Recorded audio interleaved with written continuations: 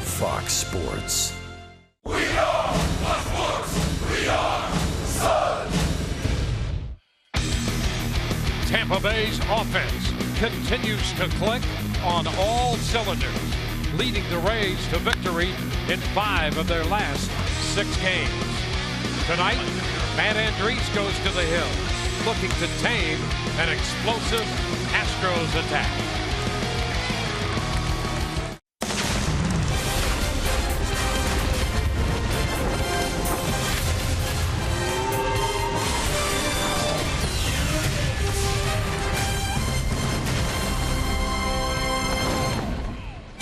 Outside Tropicana Field, the clouds have gathered, and it is a little damp, some early rain, but inside, cool and comfortable.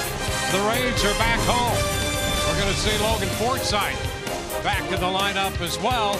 Rays beginning a 9-game homestand. They'll open it against the Houston Astros. Hi again, everyone. Welcome to an evening of Rays baseball with Brian Anderson, Dwayne Stats. Well, the Rays are back, BA, and so is Logan Forsythe. Yes, he is. And I'm going to tell you something. In this series, you're going to see a couple of top-notch second basemen going at it. But Logan Forsythe, let's start with him. He comes back off the disabled list. I mean, really didn't have a whole lot of time to get himself ready either. I mean, he got ready, went out for a game or two, and he is back. These are the numbers with Logan Forsythe, and you love his approach. You know, as the Rays as an offense look to get better with their situational hitting, Logan Forsythe is one of those guys. Up the middle, quick hands, trusts his mechanics, swings the bat very well, and oh, by the way, he plays a pretty mean second base, as does this guy right here. And Jose Altuve, the year that he's having, hitting .337, 10 home runs, 37 driven in, and look what he's done over the last couple of weeks. A .434 average, 10 driven in, 8 multi-hit games. This guy just continues to get it done in a big way, and a real testament to how hot he's been over this time frame. More walks than strikeouts. MLB holding its annual amateur draft the last couple days. Yesterday, a big day for the Rays. It continues today. And when we come back, Todd Callis can recap what the Rays have done.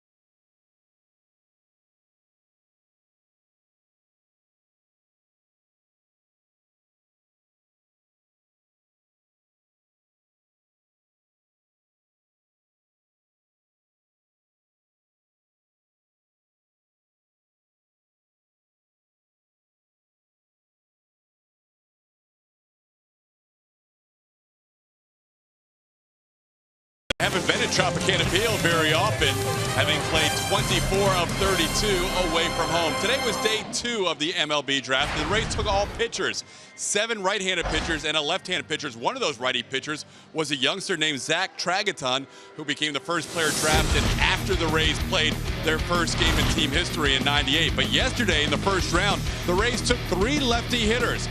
An outfielder out of the University of Nebraska in the second round, Ryan Bolt, center fielder out of LSU, Jake Fraley, and with the first pick, Josh Lowe, who would have been a first-round pick by the Rays as either a third baseman or a pitcher. So he caught up with Director of Amateur Scouting Rob Metzler before the game and asked him which direction the Rays are looking at with Lowe. We see him at third base. We see him as a position player.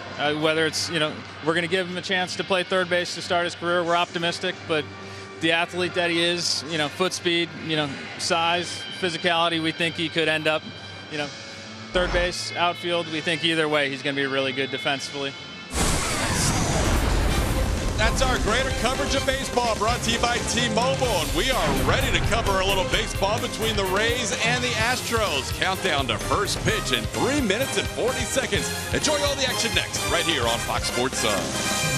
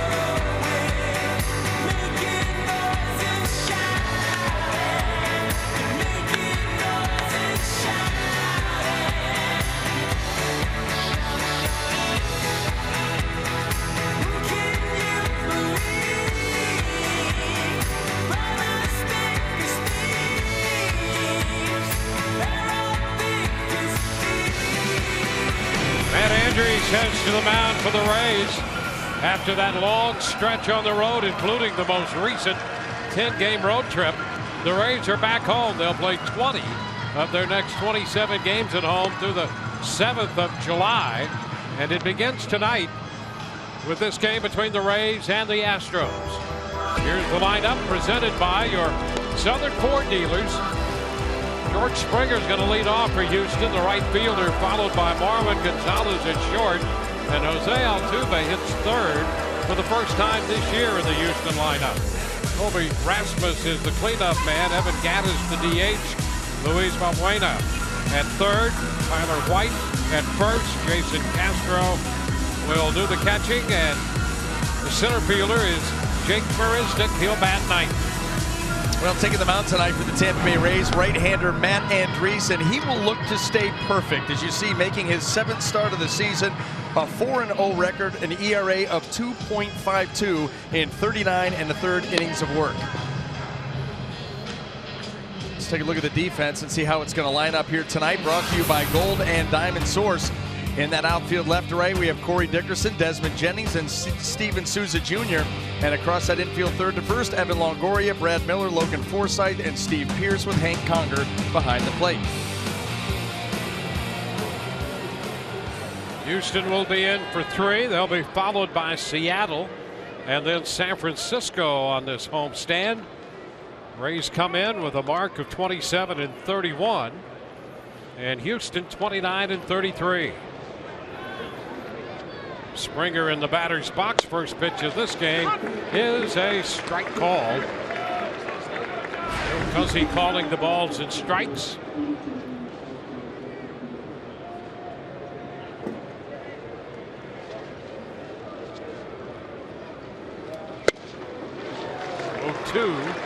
Springer with great power and a big swing and miss guy. You're going to be saying that about an awful lot of these Astro hitters. A lot That's of power. the approach. Yes. Yep. They lead Major League Baseball in strikeouts, and it's not even close. And the second place team is 40 strikeouts behind them. Out of play. So the count remains 2 strikes. Oh, George Springer here in the leadoff spot, and really A.J. Hinch put him there 17 games ago, and in that time frame they've gone 12-5. They've gone from 11 games under 500 up to 4. Playing much better ball with Springer in the leadoff spot and Altuve a little further down.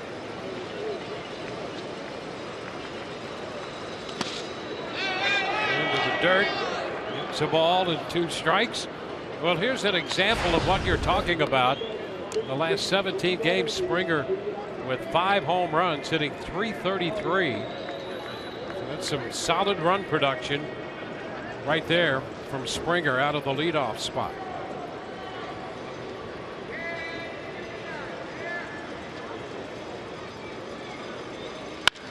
Hot shot center field. Jennings will make the pickup, and Springer is aboard. And all that was right there was missed execution on the fastball. Hank Conger, he wants the fastball up to see where his glove is. This one stays down just above the knees. I want to try to climb the ladder on George Springer, but that's down where he likes it, and he lines it out into center field for a base hit. Yeah, and that's something to keep an eye on for Andriese coming out of his last outing in Minnesota when he was not quite as sharp as he had been in the prior outings. It'd be pretty tough to continue to be as good as he has been in the early stages of this run of starts. Well, and this is where it gets interesting. Dwayne and I know we talked about this before the game, but this Houston Astro team, they lead Major League Baseball in stolen bases. And the stolen base has been an issue with Matt Andriese, as has the balk. And then, with Hank Conger behind the plate, the Minnesota Twins, the last time these guys were together, set a team high in stolen bases with 3 in that game. There's a strike. Yeah, 3 balks have been called against Andriese, and that was an issue that he had at AAA. Yeah. He had 5 before he came up. And so 8 balks on the year. And then you're trying to control the running game against the team that does it better than anybody in the game. There's the steal breakout, 52. Boston next with 43. They've been caught 15 times. How about Boston with 43? He's only been caught 5 times. Popped up by Gonzalez, short left. Dickerson makes the call. And that will be out number 1.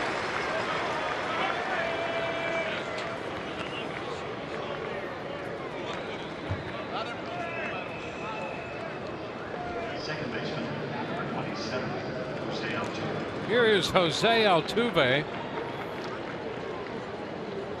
Third for the first time this year. 4th in the league in hitting at .337. He's in the top 10 in hits, second in hits. Runner takes off, good jump, throw down, wide, hits him, and he's safely in there. Steal number 4 for Springer. Well, you knew it was going to be a matter of when, and Springer off and running. You know, his percentage has not been very good this year. 4th stolen base, but he's been caught 6 times. And no one knows Conger better than the Astros. A.J. Hinch, their manager, former catcher, really the only catcher on their staff. He's the manager. And he spent time last year with Conger trying to work on his technique. It's a line drive into left. Springer was headed back to second, but now he's going to try to score. And the throw is in time. Dickerson on the fly to the plate. Conger tags out Springer. Boy, and I got to tell you, Dwayne, I was absolutely shocked that Gary Pettis down there at third base was sending him, because when Corey Dickerson got a hold of this baseball, I mean, Springer was nowhere near. I mean, he was way short of third base. And so just get the ball to Hank Conger and then let him make a play. Great job, Dickerson to Conger. And on top of that, Springer hesitated, actually leaned back towards second as that ball went through. That, you know, with the shift on, there's so many infielders, and so the line drive, you've got to see it through. You're right, but still, Gary Pettis sees that and yet elects to send him, really challenging Dickerson's arm, and it bit him. Altuve winds up at second on the base hit. The out, Dickerson to Conger at the plate, 2 gone, and a strike to the cleanup man, Colby Rasmus.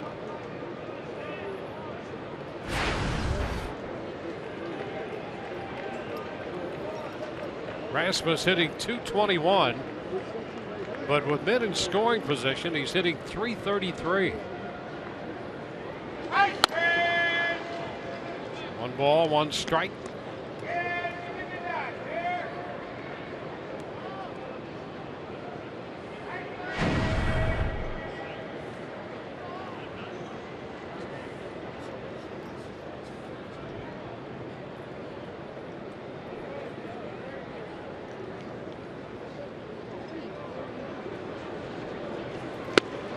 One ball, 2 strikes.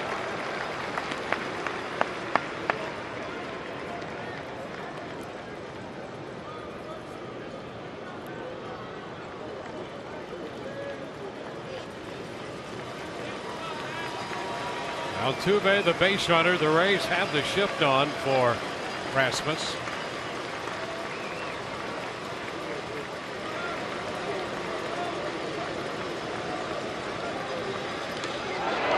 Got him. Conger's going to have to throw him out. A strikeout, and that will retire the side. Houston does not score. Logan Forsythe will be at the top of the order when we move into the bottom of the 1st.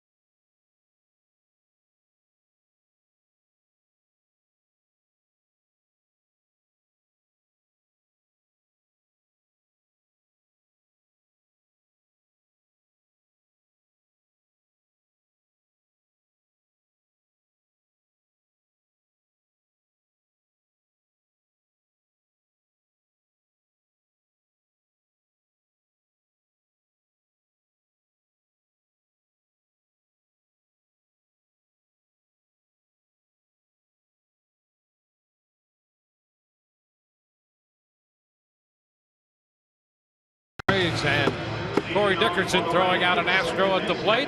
Lineup for the Rays tonight presented by your Southern Ford dealers. Logan Forsythe returns to the lineup leading off, followed by Brad Miller and Evan Longoria. Logan Morris and Steve Pearce and Corey Dickerson down the middle. Steven Souza Jr. is in right, hitting 7th in front of Desmond Jennings, and Hank Conger bats 9th, and he does the catching. Well, another starting pitcher looking to stay hot. Lance McCullers making his 6th start of the season, and he has won his last 3 times out. Just 22 years old, and the first pitch is a strike on the inside part of the plate.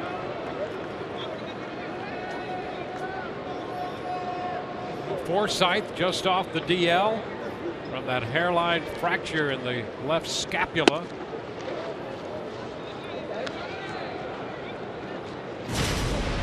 This is the injury sustained when he was hit by a pitch from Felix Hernandez. Stayed on and then decided he had trouble with any mobility at all and left. So he's back. He had a couple of rehab games at AAA Durham. Hit a home run. It came yesterday. And the pitch is a little wide. 2-2. The curveball from McCullers is very good. And he loves to use it. The fastball command has been inconsistent. His curveball, really his best pitch. He will change the speed and shape of it. Fly ball lifted into right, and Springer just into foul territory up the mound after making the catch. Well, let's go ahead and set the Astro defense for you here tonight. Brought to you by Gold and Diamond Source. In the outfield left to right, we have Colby Rasmus, Jake Marishnik, and George Springer. And across the infield third to first, Luis Valbuena, Marwin Gonzalez, Jose Altuve, and Tyler White, with Jason Castro behind the plate.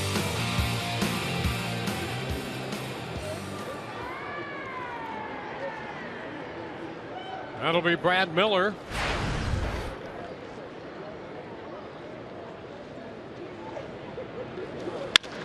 Base hit the other way. And Gonzalez shaded toward the middle. It's short. Big turn by Miller. He hangs on. Rasmus returns the ball to the infield. And you know what? If you're going to shift on Brad Miller, he's shown the ability to do that on the ground. Go ahead, shift on him, and then pitch him away. We see an awful lot of that. They don't pitch into the shift. They just bank on the fact that Brad Miller is going to pull this ball to the right side, and what does he do? Like he should do, slaps that ball into left field, takes his base hit.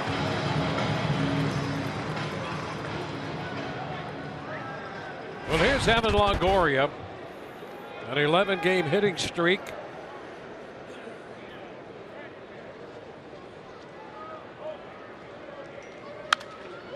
It's fouled straight back and is out of play in the upper deck just above us. Rick Godioso, our esteemed statistician, was ready to make the play if it should happen to fall within his range. He was in a good fielding position. He was. Very good. There's a strike. 2.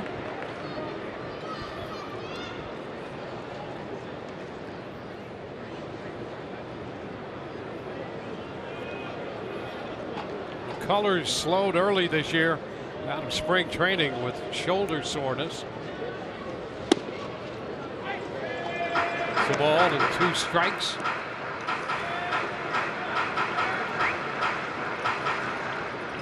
Off a win over Oakland, giving up 2 runs, 7 innings in that outing.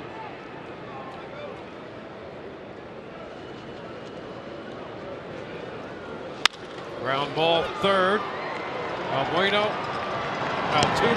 over to first in time. Close at first, and Kevin Cass wants to wait just a moment to get a video look at that play at first base on the backside of that double play call. Well, it was a bang play. You had 2, the long throw to get things started from third base, and so we'll see. Valbuena, Altuve. That is so close. Where's the foot? Ball in the back of the glove. I think he was there. I think you may want to take a look at this. So Kevin Cash going to ask that they take a look at that play at first base. Thinking Evan Longoria beat the throw in. So the crew chief Tom Hallion, along with Dan Bellino, the first base umpire, don the headgear.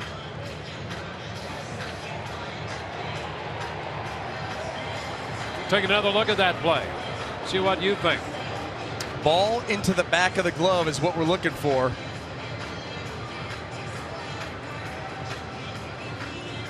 Yee. How long are those spikes? Yep. Might need extenders on those spikes. He's safe. So they'll overturn the call. Miller forced at second. 5-4 on that play. And Longoria is safely aboard at first. So the call overturned. And Logan Morrison will get a chance to hit in the first. Tonight's Buick GMC big matchup. And it is Logan Morrison against Houston in 42 games against Houston. A .331 average with 7 home runs. How about those numbers? Hey, gaudy, really. And he's the only member of the Rays lineup who has a hit in his career against McCullers. Everybody wins. So here he is again. And he takes a pitch low. Tom Hallion making that call. Does it for a living, Dwayne. On that appeal down to third. You have to pay attention.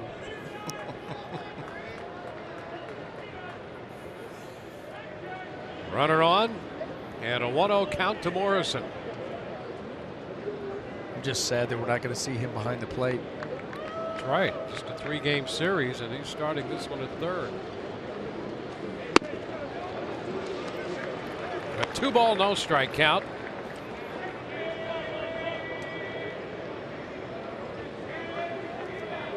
Logan did not get a hit in the game Wednesday in Arizona. And that snapped a streak he had of 11 straight games reaching base. But boy, he hit the ball hard all day long. His first 2 at bats, just bullets. One to right, one to center. And one that ball he hit the first time up, we both thought off the bat that that ball was going to be gone. Yeah. Well, you know what? We were also used to the way that the ball was traveling in Minnesota. I mean, you got the ball in the air in Minnesota with any kind of a good sound off the bat, and it was going deep and getting out of there. And then, you know, in Arizona with that roof close, saw a couple of hard hit balls just not quite have the distance. Well, there's ball 4. A walk to Morrison.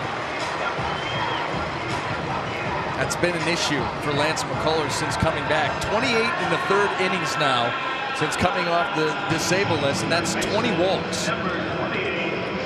So, yep, that's an issue. And he's allowed essentially a hit per inning, plus those walks. A lot of base runners and a lot of opportunities, and that's what the Rays have right here with 2 outs. Well, here's Steve Pearce. We talked about along Forsythe being back, and Pearce is back in the lineup. He'd had that little elbow situation. Good to have his bat back in there. He lays off. 1 ball, no strikes.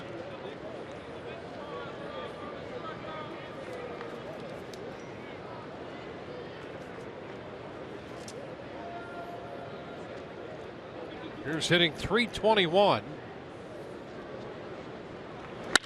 And he shoots it into left center field, headed toward the deep part of the park.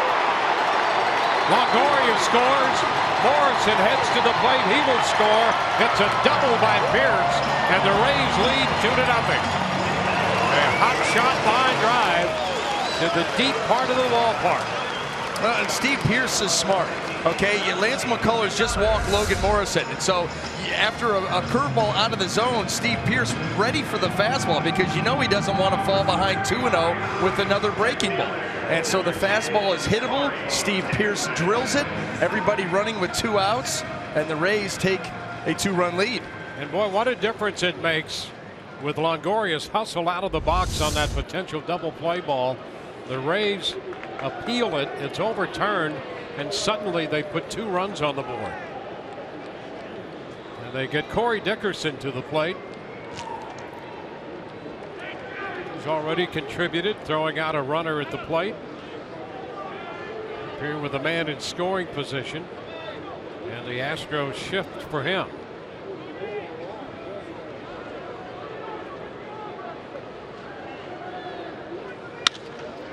He lifts it to the left side.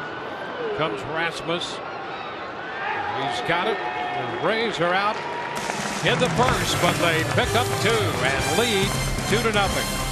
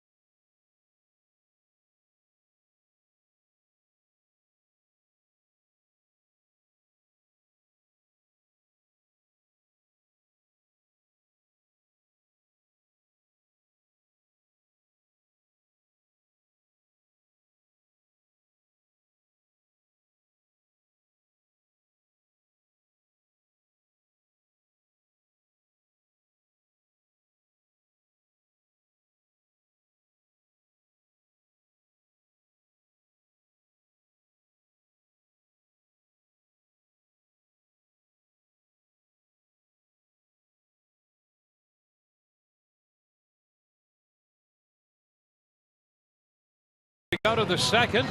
Get your Archer Stormtrooper bobblehead presented by Tech Data on Star Wars night tomorrow night when the Astros play the Tampa Bay Rays. Call 888-FAN-RAYS or visit RaysBaseball.com. Rays up. Evan Gattis, who is the DH, leads it off and he takes the ball. Gattis hitting a little over 230, but big time power.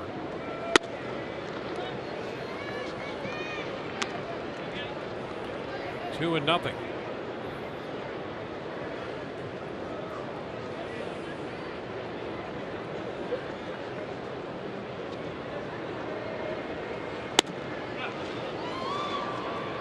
He did not go. And now he's up 3-0. Wanted to, but he was strong enough to hold up, and now a 3-0 count to work with, and you know that he'll have the green light, so you got to make a quality pitch here. And there's ball 4, leadoff walk.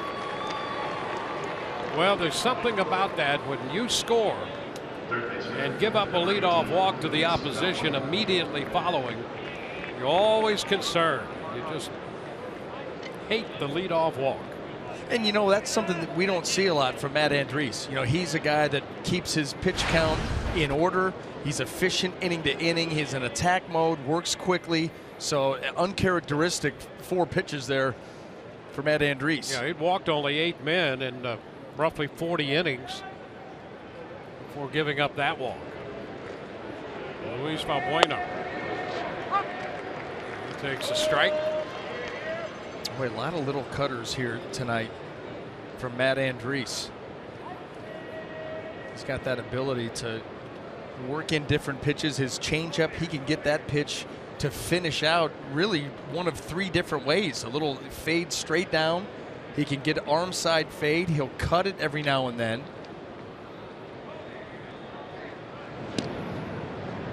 This is back in. This is just a super aggressive lineup. And a lot of these guys, if you can pitch from out in front, they will expand their zone and chase.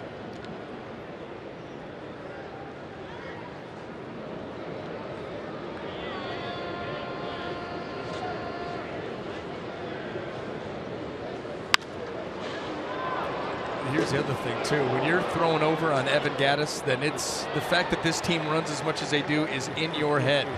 Because you would feel like he was one of the last guys that's going to go. Yeah, he has not attempted to steal this year. The beard alone may weight him down. He's got to be in charge of all hunting excursions. Without a doubt.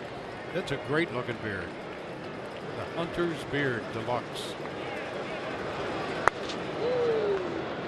1 ball, 2 strikes. He may have never been thrown over on. He may have been like, well, what is this all about? Never seen that before. I've heard about that. I've seen it from the dugout a few times. At least he knew where to go.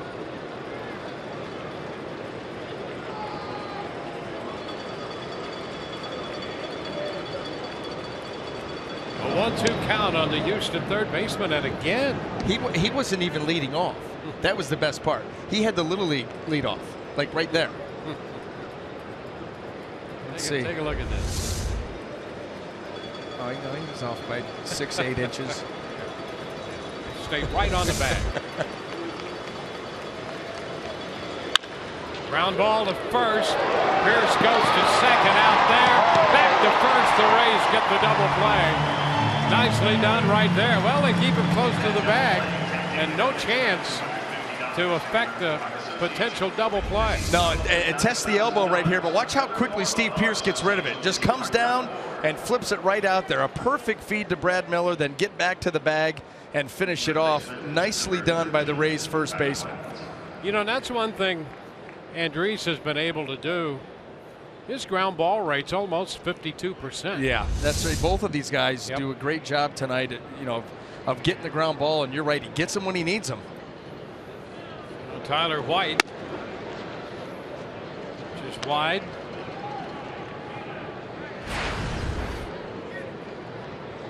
White got off to a fast start this year. 25-year-old first baseman, third baseman.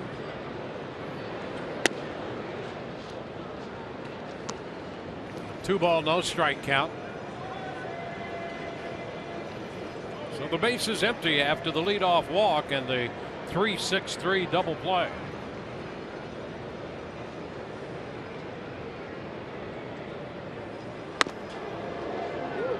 Now 3-0.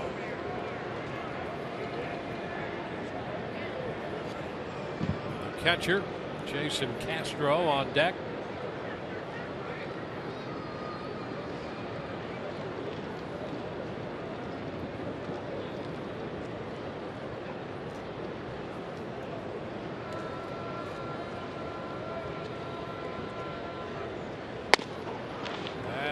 Ball 4. So another 4-pitch walk. Toyota inside look at Andriese. 4-0 for the year and the 14 career starts. There's the breakout. Well, and you know, some of the first 5, he was being used rather choppily. You know, I mean, it was a lot of time off, coming out of the pen, a spot start here. So you can understand a little bit of those numbers, but certainly the last 9 is a guy who knows that he belongs. Doesn't feel like he belongs in the big leagues anymore. He knows that he belongs, and he's conducting his business that way. And even though those numbers on the left there were not overly impressive, it was a great learning experience for him. They were not wasted on him, and that's how he got to the point where he felt he belongs in the major leagues. Jason Castro fouls that first pitch out of play. Pitch cutting in on him there. A lot of them. We've seen a lot of the cutters from Matt Andriese here tonight so far. Obviously part of the game plan because the usage is not typically this high. It's normally well under 20%. More than that so far tonight. A ball and a strike. You know, and it could be a situation where he doesn't feel really good with his fastball right now. You know, the few that we've seen him throw, like that one, the previous pitch, have been well out of the zone. They've led to a couple of 4-pitch walks. But, you know, sometimes that fastball doesn't feel great, so you're going to go with some other things and try to nurse yourself along until the fastball comes around. It could be that, too.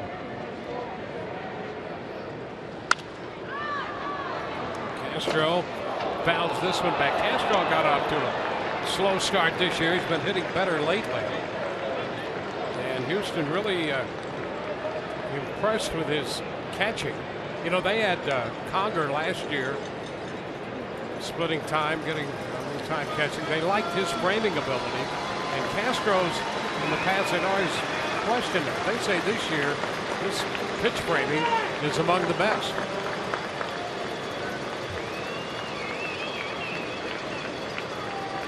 One and two the count.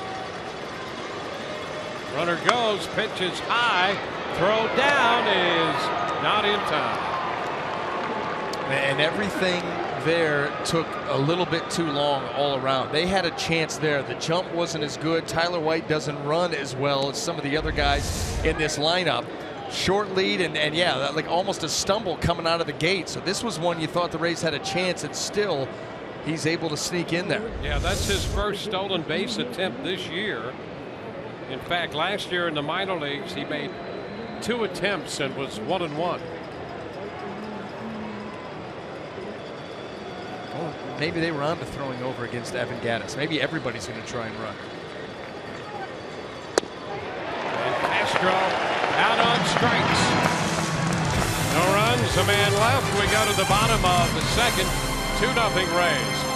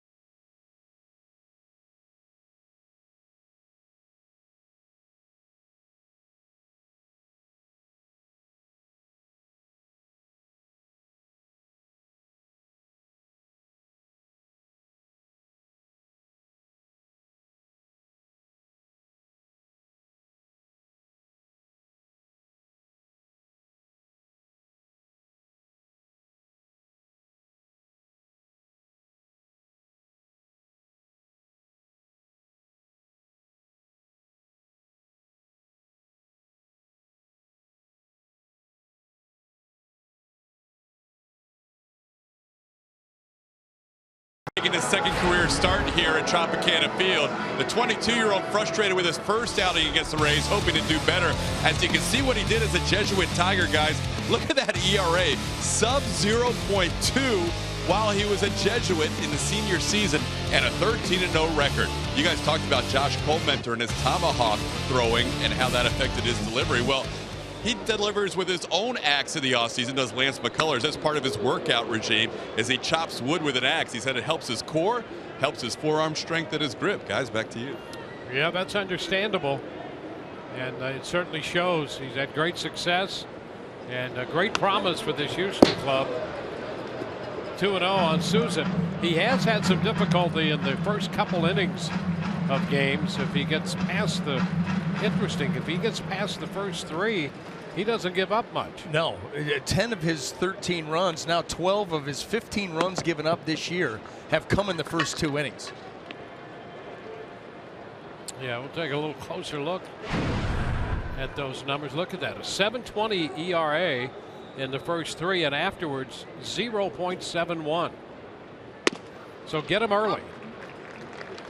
Well, did a pretty good job of that in the first inning.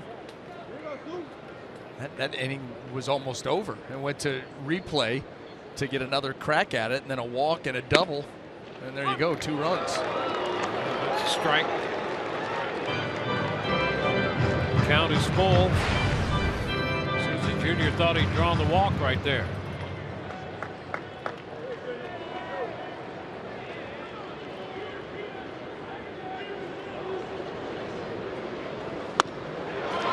He was out on strikes. I am in. First strikeout for McCullers. Just reared back on this one, a 4-seamer. That ball actually meant to be on the outer half. It runs up and in, just as effective, and he picks up the strikeout. That'll be Desmond Jennings. Jennings coming off a good series against Arizona. A ball, no strikes. 5 of his last 11 over his last 3 games.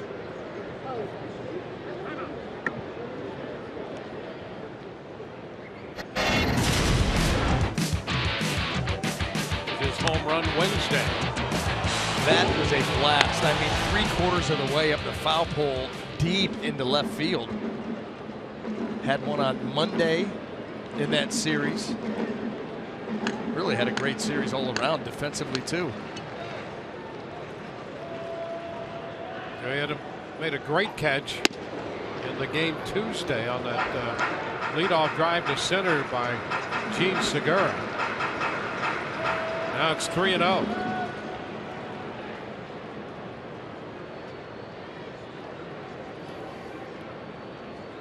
Right now, McCullers with 26 pitches and more pitches out of the zone than in. And he walked Jennings on 4 pitches.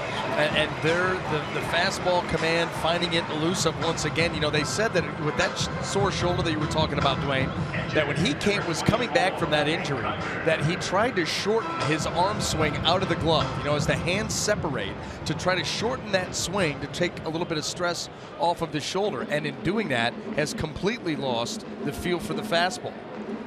That's why that curveball usage has gone through the roof, because they said at times that's the only pitch that he can throw for a strike. Yeah, and that's become a dominant pitch for him. It's always been a very good pitch, probably his best pitch, but just in terms of usage, more than other pitches. Yeah, so strike to Conger. You're almost moving your fastball into the secondary pitch, which long term will not work. That cannot work. It can work a game here, a game there. But if you're going to be a guy where you throw your breaking ball more than your fastball for an extended period, that's probably not something that's going to be sustainable. So we'll see. He's got a tremendous arm.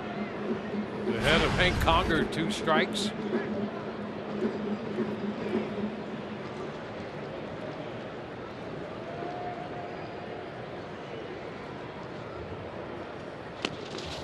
Down and in. Would you tend to be a little nervous about changing something in your delivery, like the length of your arm swing, you know, on the run? That's such a tough question, because if the long arm swing really was leading to the, you know, if it was an ongoing issue shoulder-wise because of that, well, you've got to change it, and really no good time to do it, but it's got to be done. And so if that indeed was the driving force, then not ideal, but you've got to make some adjustments. Strikes out Conger. Such a delicate issue. It really is. And there's that curveball, that thumb coming off, and he's able to really wrap it, get out over the top of it, get some good depth. Spins that thing so tight.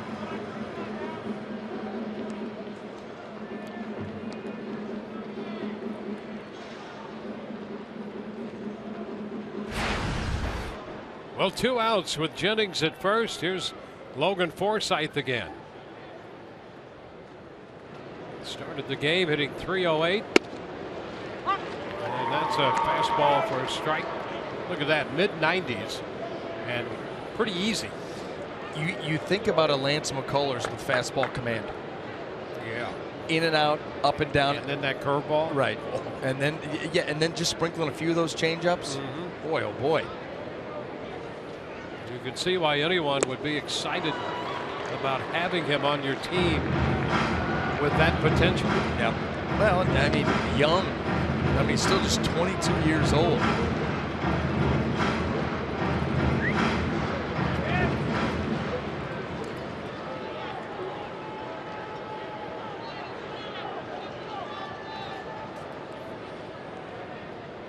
Two gone with a runner at first.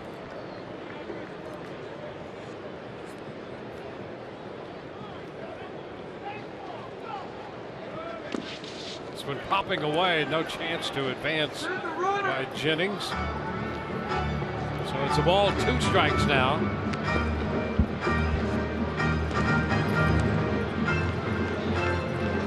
They've been efficient, both these pitchers, with walks. 2 walks given up by Andrews, each on 4 pitches. 2 walks by McCullers, each on 4 pitches. Yeah, if you're going to do it, do it. You know, don't hang around for a full count, a bunch of foul balls, and then lose the guy on pitch 8 or 9. Just do it and go about your business. Yeah, try to keep your pitch count down by walking him on 4 pitches. Yeah. You waste those strikes and the foul balls. Yeah. The guys out in the field are like, hey, come, let's wrap this at bat up, please, somebody. So.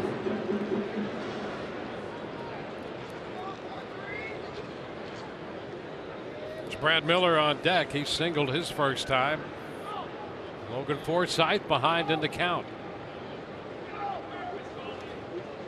Now Jennings breaks the pitch. Fair! Up the left field line. Jennings will score. He's hitting third. Into second goes Forsythe. And the Rays lead 3-0. Jennings breaking on the pitch. And Forsythe doubles him home. And Logan Forsythe, they gave him the third base line. And he got a changeup on top of it. Right there's the changeup. He's a little bit out in front. Able to keep it fair, and there was no chance for a play to be made. And with Desmond moving, forget it. You know he's going to score. Well, the Rays, you know, they've been good with, you know, the home run this year, and they've actually been pretty good with 2 outs, scoring runs with 2 outs. Here's Brad Miller.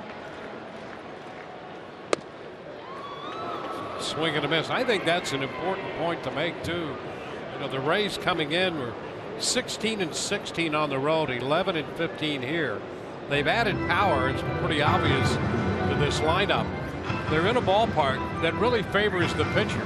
Home run still valuable here, but they're going to have to score runs the way they did there. There's a walk, start the runner, double down the line. They're going to have to score those kinds of runs and take advantage of their home park that way.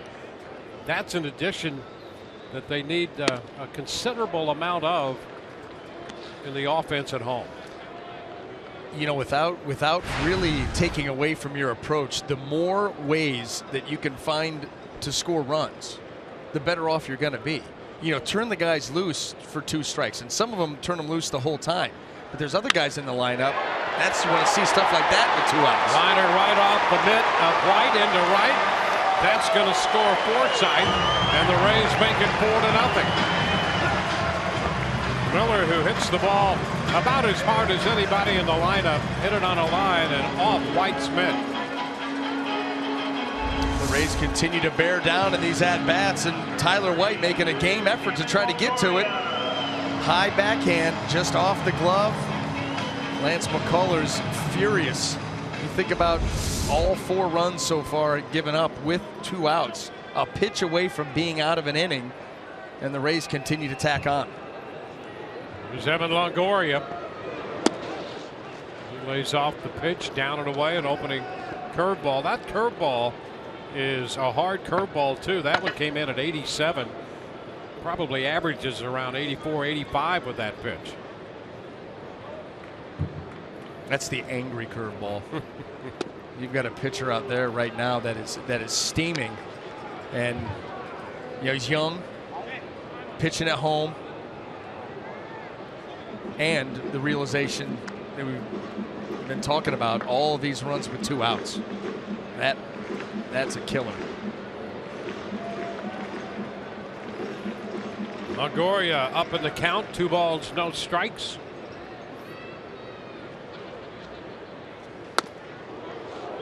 And a miss in. 3-0.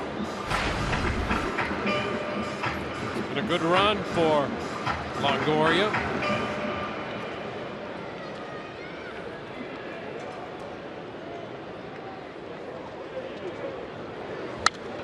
Fouls it back. Swinging 3-0. Got the 3-0 fastball. 3-1.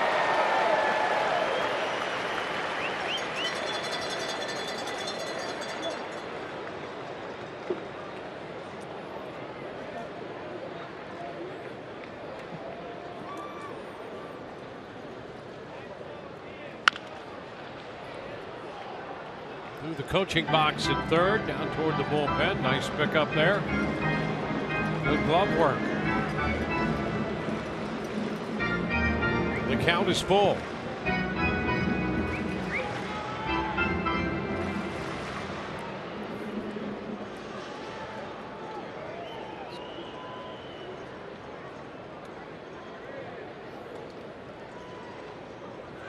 Runner goes 3-2. Sky deep to center.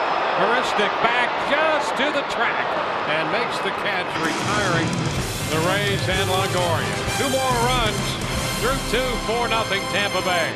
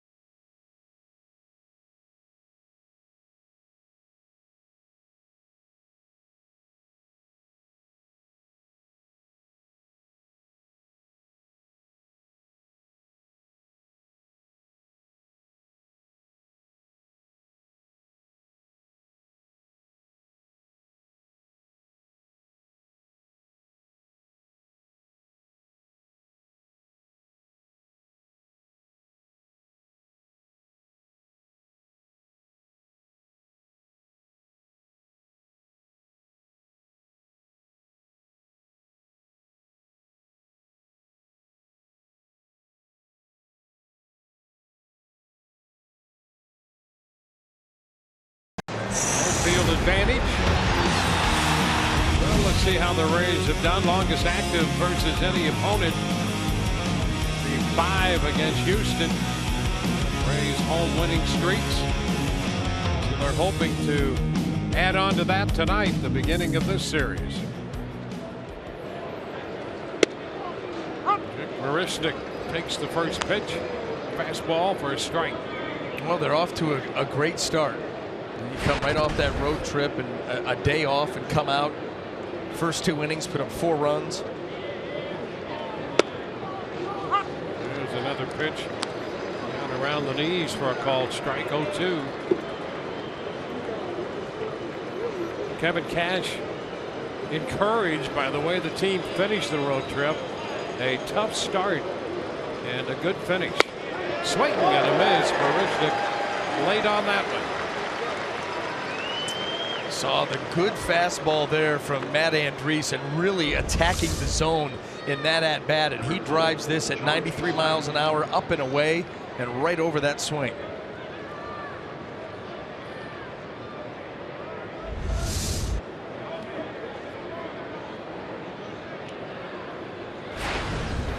So one away here in the third. Go to the top of the order, George Springer.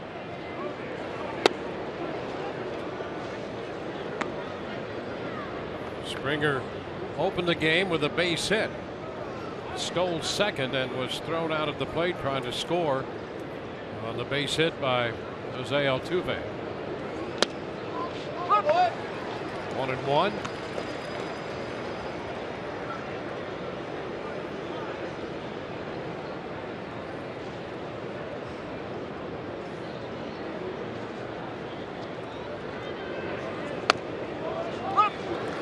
A strike down around the knees. Well, he's come out here in this inning and has thrown some very good pitches. This is the Matt Andriese that we saw in those first 6 starts. You know, a little spotty with the command early in this game, but boy, he's a man on a mission right now. Cut the foul ball back. Seen more of the fastball too. So he has come out and better velocity on that pitch, better location. 4 runs make you feel good. Every time. Every time.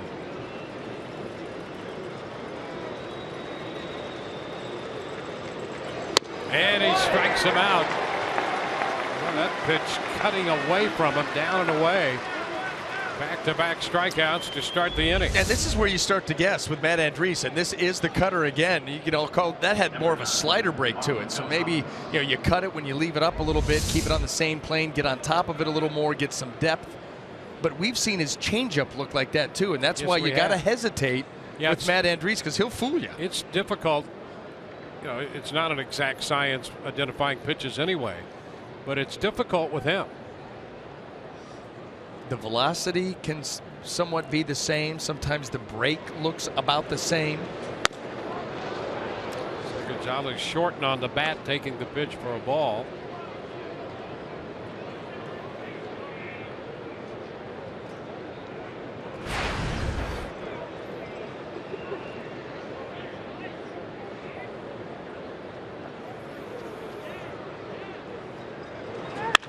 Hot shot liner into right. Couple of hops picked up by Souza Jr. Gonzalez is aboard. Gonzalez playing shortstop tonight, hitting in the number 2 spot, and picks up his first hit. Ball moving in to Marwin Gonzalez, and a nice job of just dropping the barrel to the baseball, keeping this inning alive for, well, really the hottest hitter on this team in Jose Altuve. And he's been that all season long. It came into the game hitting .337, and that'll go up a little bit for this at bat. After a base hit his first time, moved to first, and Gonzalez back in. Gonzalez in at short. Carlos Correa, the outstanding young shortstop, injured himself in their game in Texas with what they're calling a left ankle sprain. Now Altuve singles into center. Gonzalez makes a turn but holds at second. And with 2 outs, 2 men have reached.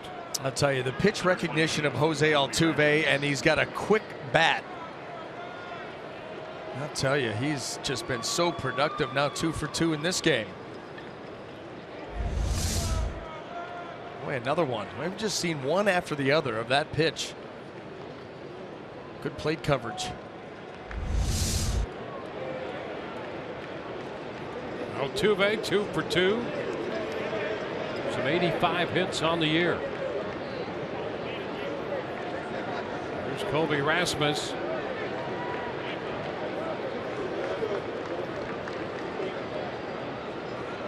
Rasmus hit 25 home runs last year, has 8 so far this year. So he's about on that same pace. First pitch is fouled back. That's a strike.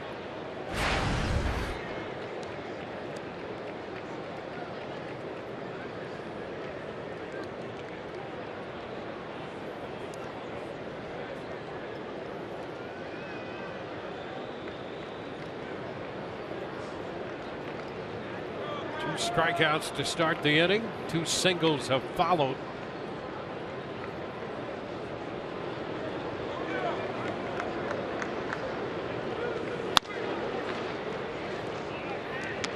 One and one.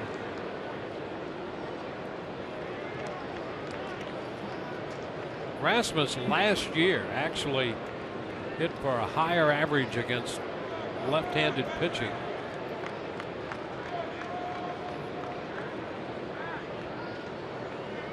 And his slugging percentage was about even against lefties as righties.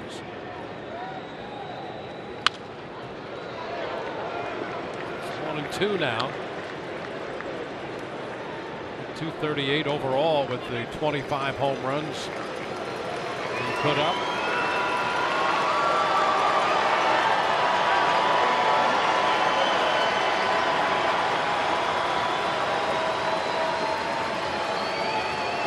So Andriese ahead of him.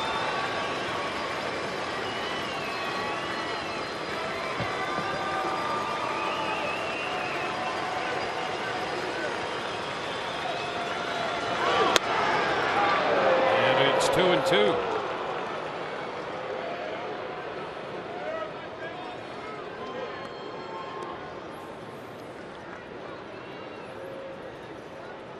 Evan Gattis with his pop is on deck.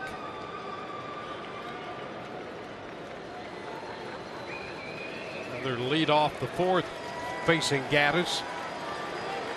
Big pitch here, 2-2. And we're going to go full. Those last 2 off-speed pitches, I think it was both of them the changeup. He was kind of running away from them. His mechanics pulling him over towards the Rays dugout. And that arm just kind of stays out there wide of the body, and much as he kind of pulls off this right here. Pitch is never able to get to its spot. Now you've got to make one. Runners moving. 3-2 on the way. And a ground ball knocked down by Pierce. Now a big turn to third, but with the shift on, nobody to cover third, but a great job by Pierce to save a run. And you know what? We'll go back and look at this, but he may have had a play at first base. If he throws it over there to Matt Andriese as soon as he gets up, watch Matt covering. Okay, get the ball, turn, throw to Matt. You got it. Immediately, I think he saw that orange coming around third base hot. Thought you got a chance to get that run there, but there was nobody on the backside because of what you just talked about, Dwayne, the shift. But I think they had a chance where if he scrambles to his feet and fires that to Matt Andriese, they may have been able to close out that inning right there. Yeah, I think you're absolutely right.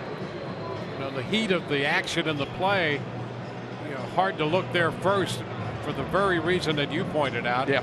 You're thinking, well, if I look over there and hesitate, the runner's going to be safe anyway. Now I've given the runner trying to score a few extra steps.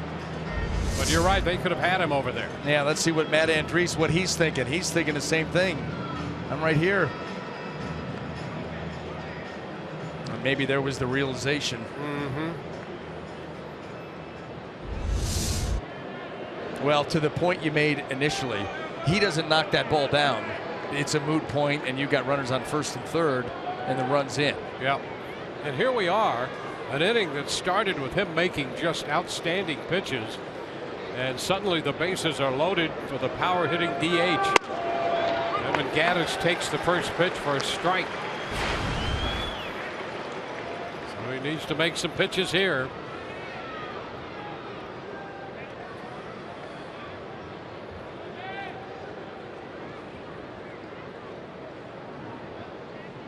Gattis coming out of the Texas series, 1 for 14. Sends a fly ball, center field, hang time. Jennings is there and makes the catch. Susan Jr. making sure he got out of the way. Took a seat out there in the outfield. So Houston will leave the bases loaded when we come back. Tom Callis chats with Matt Silverman.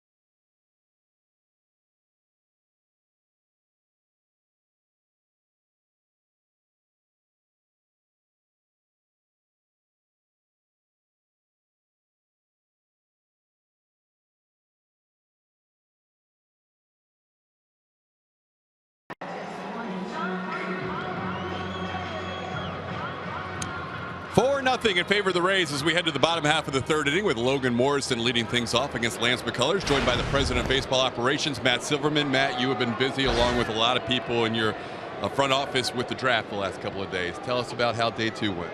It was a good day. It's a day full of pitchers for us. A lot of right-handed pitchers, one left-handed pitcher. You know, day 2 for us is about stocking the system with some quality arms, some projectable arms. Hand it over to player development, let them do what they do well, develop these pitchers patiently, and hopefully a few years from now we're going to wake up and have a couple of these guys impact this club here. In rounds 3 through 10, all pitchers today, 7 righties and a lefty. You started the draft off yesterday as you did in 2015 with a 13th overall pick. This year you selected a kid who plays third base and also can pitch. Tell us about Josh Lowe. He's an exciting player, really good athlete, lots of power, loved to play the game of baseball. A really nice kid. We got to know him here at the workout, got to spend some time with him.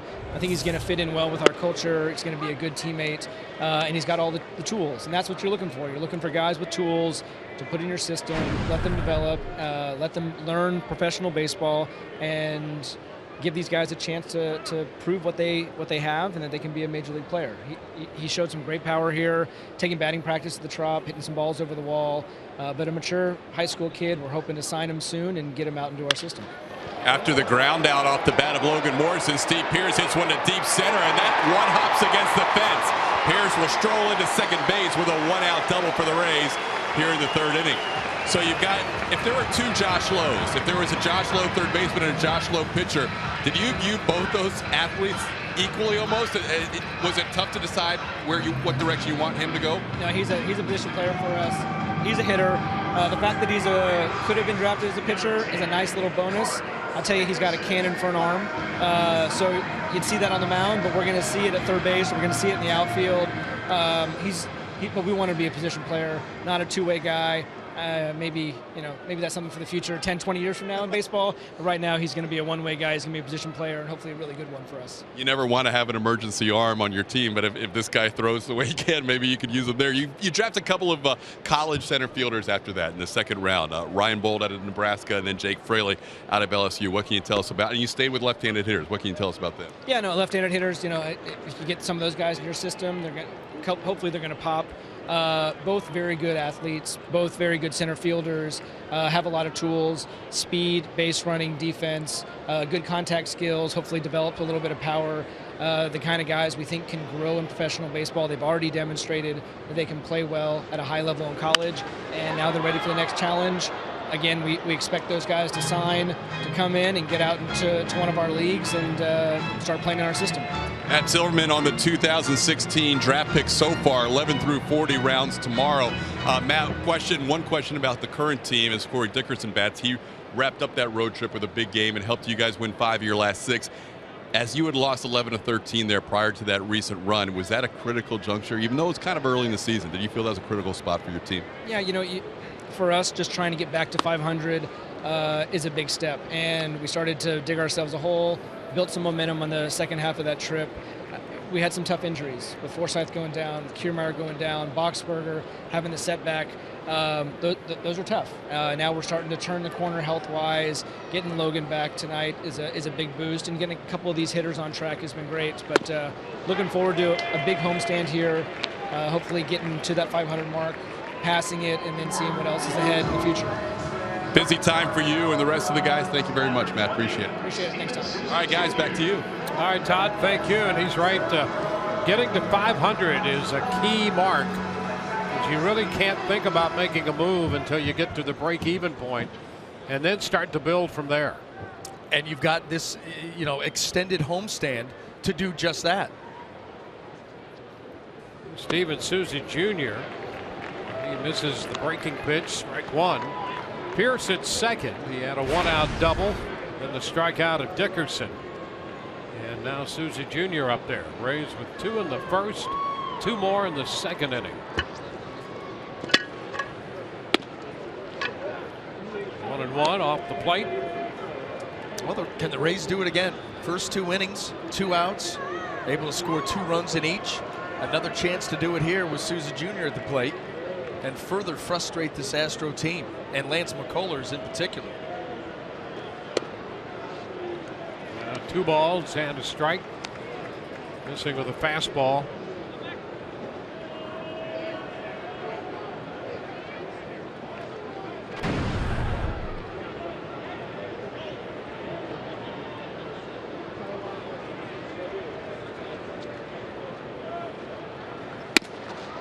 And he misses up and away with a fastball there. Just overthrowing, understanding that he's in a hitter's count and 2-1. The fastball command has not been there, so he's going to be careful to be on that outer edge and just yanks it right off the plate.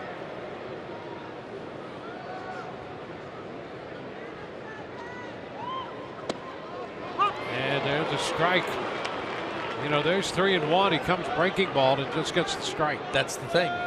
When he needs the strike, really needs it, what does he go with? The hook.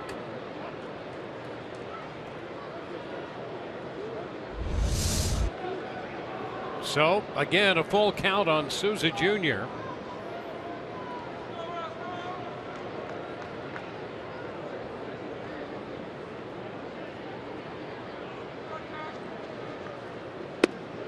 And he walked him. He went with the curveball and just missed. So down 3-1 curveball, 3-2 curveball this time.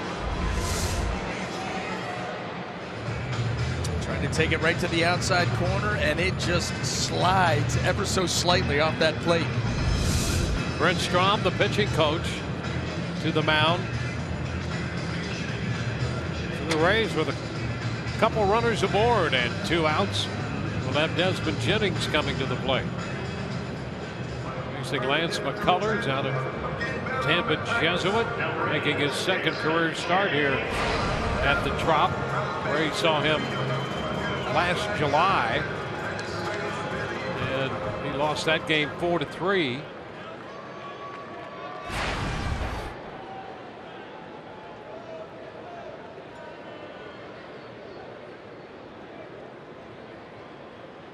Desmond walked and scored in the 2nd.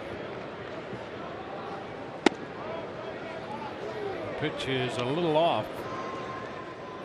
A ball, no strikes.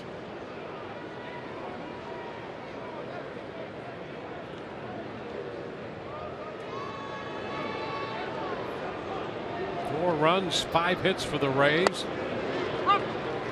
It's now 1-1.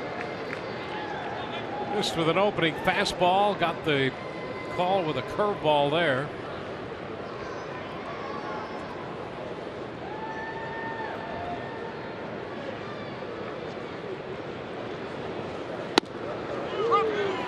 That's a strike.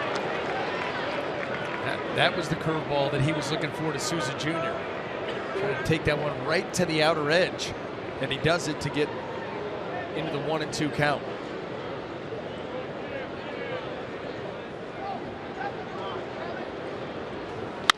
Ground ball. Right there is Altuve, goes to the bag, out there to beat Souza in, and that retires the side. Rays put 2 men on, leave them there. We're through 3, 4-0 Tampa Bay.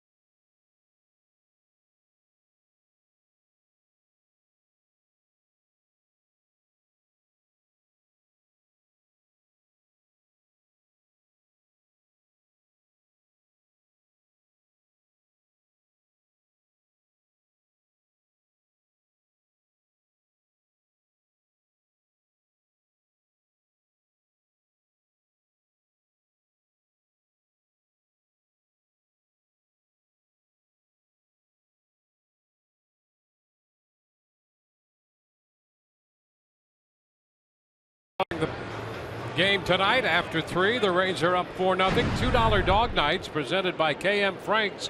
Twice the fun with $2 Pepsi fountain drinks. Double up on the deals when the Rays host the Seattle Mariners Wednesday.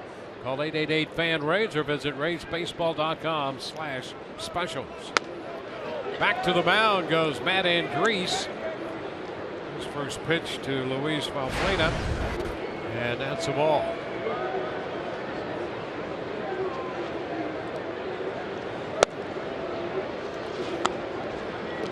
2-0. We've seen McCullers struggle a bit with his command, and we've seen that in Matt tonight, and then a couple little runs there where he seems to have found it and then lost it again. So it's been a bit of a battle for both these right-handers. 2-1 with that foul ball. You know, the difference is that Lance McCullers, he's been victimized, you know, with 2 outs in the inning, just not quite able to make that pitch. And that's something that he's been very good at this year. Runners in scoring position with 2 outs. Both of these guys combined have given up 1 hit in that scenario. Rays are able to get to McCullers a couple of times. Matt Andriese on the other time, when he's had the, on the other hand, he's struggled a little bit. He's been able to come back and make pitches when it mattered. He's behind the Houston third baseman, 3-1.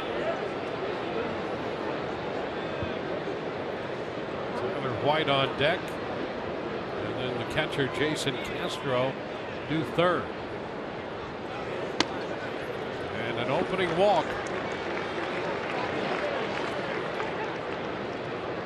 12 in 3 of the 4 innings now, Houston has put the leadoff man on. And this is where you've got to toughen up. You also have to look at the simple fact that Tyler White was sent a stolen base. You're down 4 runs, so we'll see how aggressive the Astros are. But yeah, uncharacteristic for Matt Andriese. You know, give up some base runners okay on the walk. That's not been part of his game really.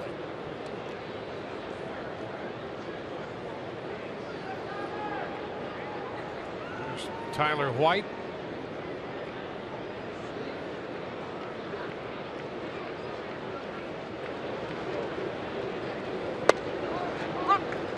Pitch is a strike.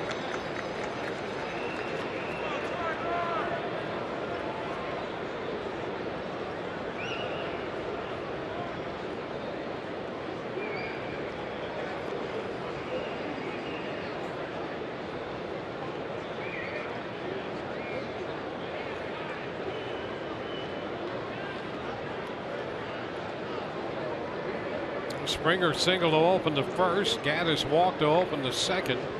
Now Balbuena has walked to open the fourth. And Andriese with a 1-1 count on the Houston first baseman.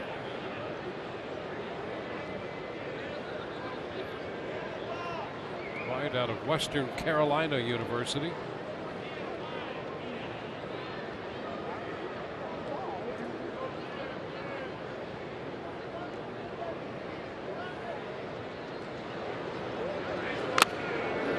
Fouls it back. 1-2. Each team with 5 hits now. Rays scored twice in the first, twice in the second.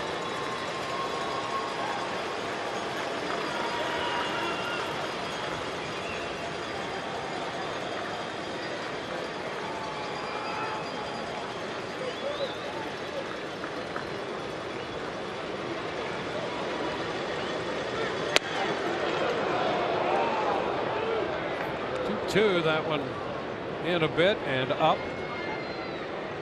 Andriese had just 1 appearance against Houston coming into this game. That was last August in relief over in Houston when he gave up a run in an inning and 2/3. An extra inning game, Carlos Correa got a base hit in the 13th to walk that one off.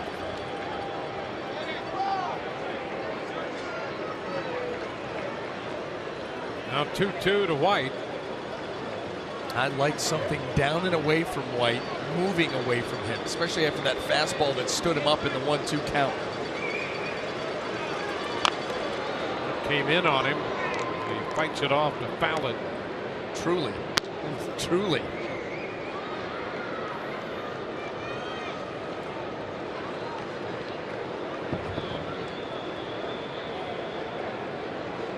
Mentioned Correa had that hit last year in that extra inning game off Andriese. Again, Correa, they're hopeful he'll be able to play in this series. Certainly by the 3rd game they're hopeful.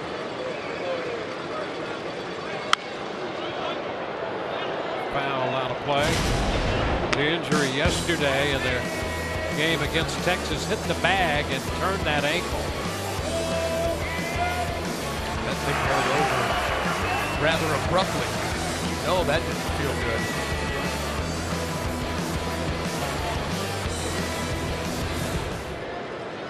Those bags, there's no give. You hit the front edge, you know, a little awkwardly, come down the back edge like Correa did, and those things can happen. Foul out of play by White. Correa had reached 11 of his last 12 games.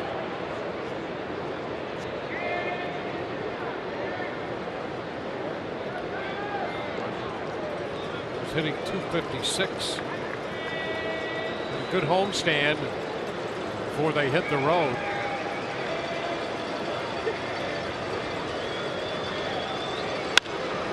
High fly ball into center.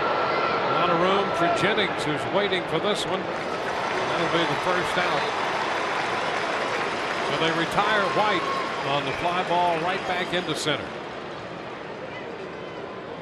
Took a few pitches, but that's coming back and getting a big out, not letting this inning start to spiral out of control after the leadoff walk. And now, something he's been very adept at doing. How about a ground ball? Well, he got a big ground ball earlier in this game after walking the leadoff hitter in the 2nd inning.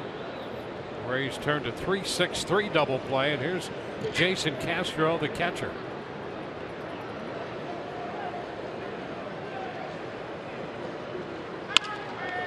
Skies it to left toward the line. That's going to slice foul out of the reach of Dickerson.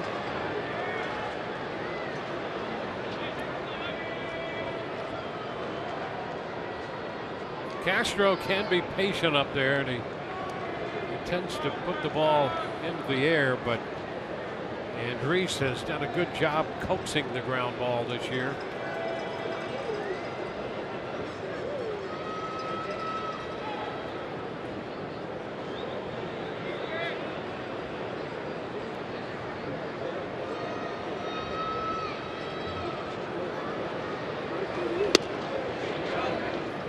Missed that pitch. Pretty close right there. Yeah, and it looked like Phil Cuzzy, you know, he had that initial reaction where you're like, he's going to call this a strike, and then the call never came. That was a good pitch. Much as he backs up, you're thinking, okay, he saw it. He kind of comes up quick and then decides against it. He's developed recently a reputation. Pretty good pitcher's umpire. His story is interesting. He came to the big leagues, Cuzzy, in the early 90s, and then was out of the game for a while. I think 2 or 3 years completely out of the game. Foul ball. He was a minor league umpire and then served as vacation relief for a couple of years in the big leagues. Went down to work on some things in coach pitch. Yeah, you know, must be it. Crowd control, strike zone.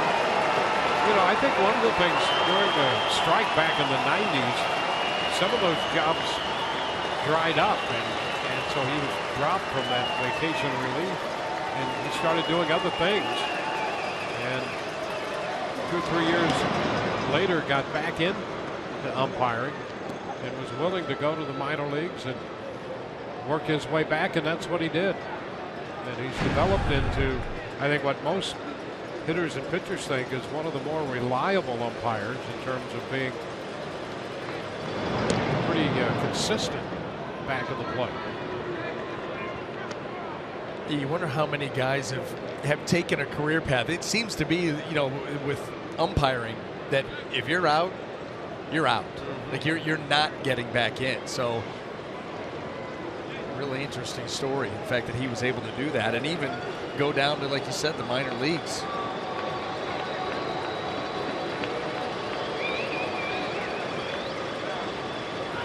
One, two, and that'll even the count.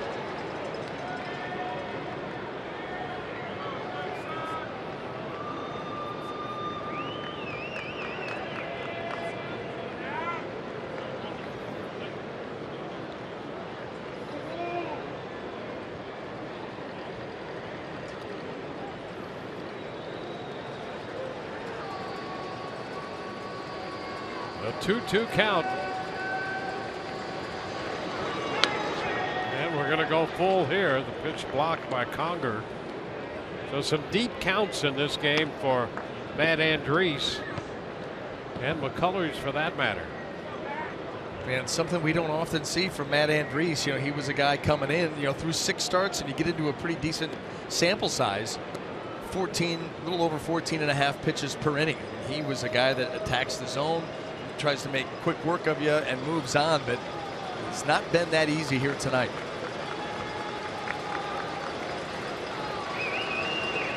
Runner goes on the 3-2 and the pitch foul out of play. Guido will return to first. And that's one thing this Houston club will do. They hit a lot of home runs, but they will start runners. They will play with some abandon. And right there, 1 on, 1 out, 3-2. Not altogether strange to see him start a runner. Already with a couple of stolen bases in this game.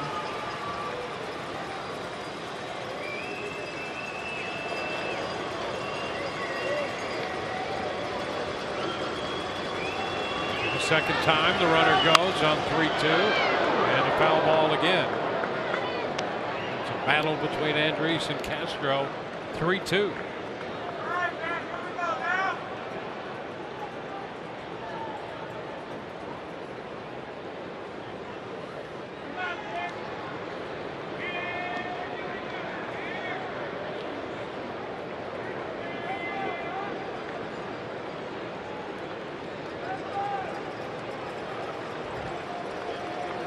Castro settles in at the plate.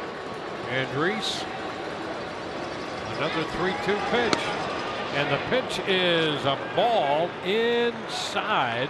Maybe a little low, the call. And Conger thinking they might have had a strike there, but it's ball 4. Number 6, Similar to a pitch earlier this inning, not called a strike. Very similar spot. Now a couple of walks here. First and second, 1 out. Tough spot for a catcher there with a runner going. Yeah. You know, you want to give the umpire a look at the pitch, but at the same time, you don't want to put yourself at a disadvantage by hesitating. No, you got to come out ready to throw, no doubt. Jake Marisnick fouling one away, strike 1. And that's one of those borderline pitches that is outside the confines of the body. You know, I mean, if Hank Conger's setting up in and he catches that ball out in front, maybe you get the call. But where he was set up and he's reaching outside of his body and it's a backhand and it's a borderline pitch, a lot of times you don't get that pitch because it just doesn't present itself well. I mean, there's nothing you can do if you're Hank Conger. You got to go catch it. It just doesn't look good. Yeah, that's an argument for a wide body back there. Yeah, well, there you go. You know what I mean? Yes, I do know what you mean. It makes some sense. Like a peacock, make yourself big. Yeah. Get those lats flared out. Yeah.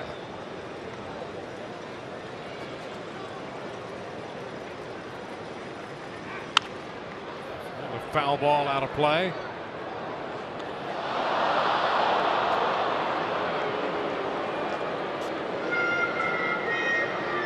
Matt had averaged just a little over 14.5 pitches an inning coming into this game, and he got off to a pretty good start, just 13 in the first inning. But they mounted here in the last few. A couple of walks and deep counts in this inning. Now 0-2 to Marisnick. That's a pop fly toward right center. Souza makes the call. And that's out number 2 with the runners holding. Souza calling this one immediately. You'll recall that fly ball to center by Gaddis with the bases loaded in the third, caught by Jennings, and Souza had to take a seat out there to get out of the way. He called this one early. Yeah, those are the ones that make you nervous when anytime that there's a communication issue, and they certainly were very close, a near miss. Now it's the top of the order. The power of George Springer in the batter's box. 1 for 2 tonight. And a little number. Andres with the throw to first takes care of that threat. 2 walks, they're left on. We go to the bottom of the 4th. 4-0 Tampa Bay.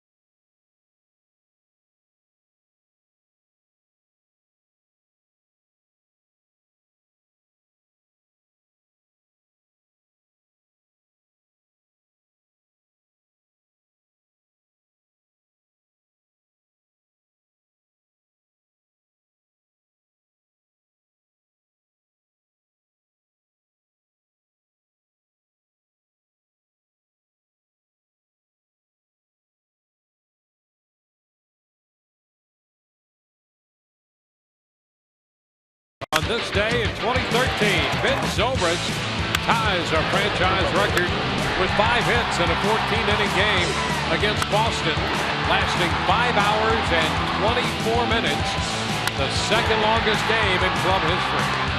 Our Geico great moment, courtesy of Ben Zobrist.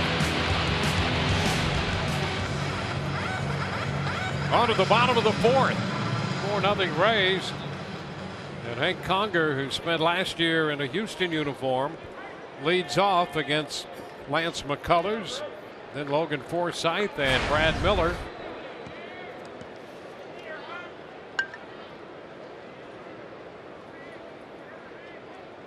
Conger struck out on a breaking pitch in the 2nd inning and misses the opening fastball for a strike right here. Mid-90s, 95 the velocity on that fastball from McCullers.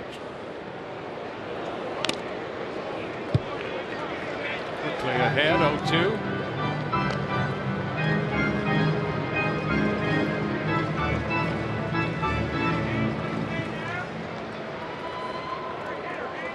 McCullers for the year has pushed almost 18 pitches an inning. More than that tonight. An emergency check on that one to foul it and stay alive. Average over 20 pitches tonight in the first 3 innings. Logan Forsythe, boy, good to see him back active and in the lineup. Yeah, for a number of reasons. You think about what he does in the lineup, where he hits in the lineup, then defensively, true pro.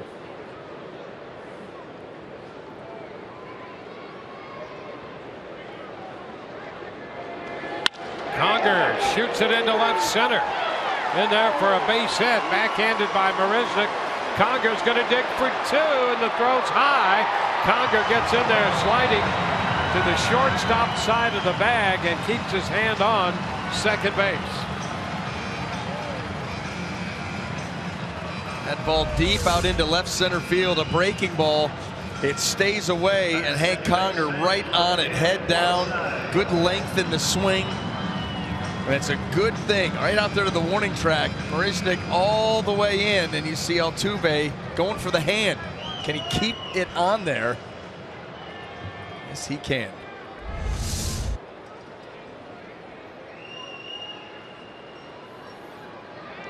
Now it's Logan Forsythe. Ground ball up the middle. Base hit into center. They're going to stop Conger. And it's 1st and 3rd. You know, if Logan Forsythe gets that hit later in the at-bat, maybe you send Conger, but you're thinking the fatigue factor. We're all the way out there to second base, and then immediately turning around, he's got to do it again. Now Logan Forsythe, you know, using the middle of the field. We see him do that all the time. Nice to see him do it again, but Charlie Montoya not going to risk this one. You know, you always wonder about a guy who's been on the DL and coming back, had a couple games rehab and had some hits there. But so far tonight, it's as if he's never been out of the lineup. Yeah, and I think that that's something that we all thought of. You know, we're saying to ourselves, well, just 2 rehab games for a hitter to get his timing back. Ooh, Brad Miller back to the mound, and now Conger going to be caught off third base. So Conger came down the line, stopped. They had McCullers looking towards second, trying to start a double play, and he decided to get Conger. Well, yeah, because you may have gotten the double play, but you were going to concede the run. And so McCullers, he was actually torn in this. He took a couple of looks out there at second as Hank came way down the line. Here it is coming. He's going on contact. Now he's stuck. There's a couple different looks there, and now realizing that he's an out. So the Rays get out of that with men at first and second, and 1 out. And Evan Longoria coming up, pitch down and away.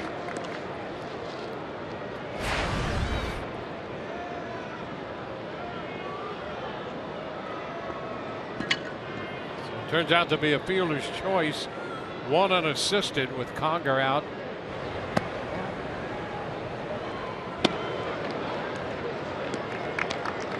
Ball missed wide, 2-0. Forsythe at second, Miller at first.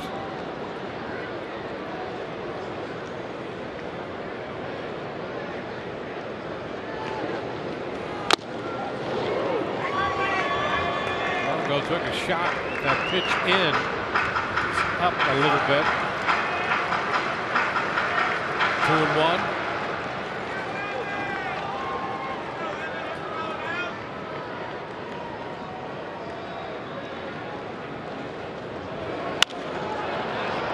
Right side, foul ball. White is back to the infield and can't make the play. So Longoria still alive. Here's White after it. Tough angle. It was a tough angle, and you could see Tyler White having a little trouble with it and just gator arms it. Now that's such a tough read when that ball's over your shoulder like that. You throw that glove out there where you think it's going to come down, and he was a hair too short.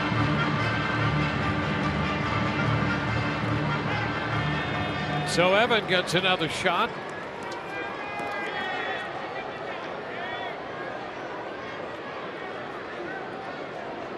Longoria with an 11-game hitting streak.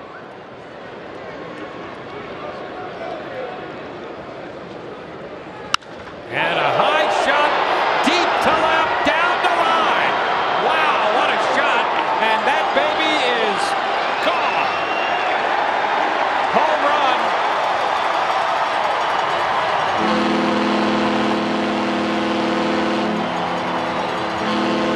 Tom Hallian down there taking a look at it.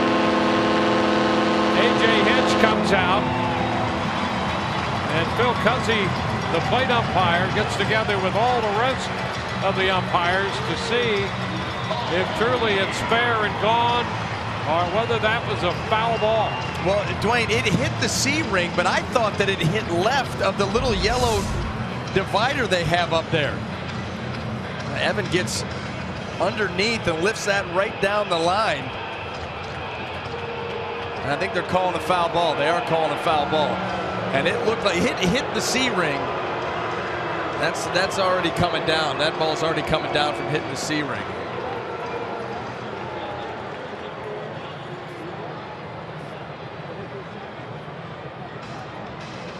So they've gotten together and decided that it's a foul ball, and now Kevin Cash, after conferring with Hallian, the crew chief, and Phil Cuzzi, the plate umpire, they're going to have him get a more definitive look, and this will be under review.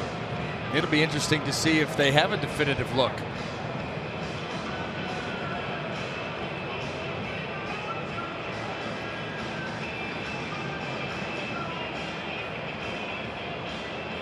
It's Dan Bellino, the first base umpire, alongside Kevin Cash there. Oh, that was a towering blast. Making contact with the ring up there. In this case, the C ring.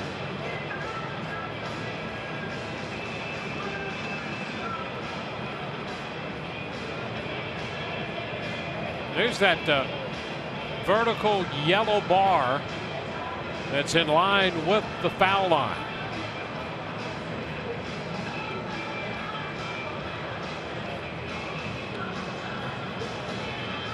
Coming down, it certainly looked fair.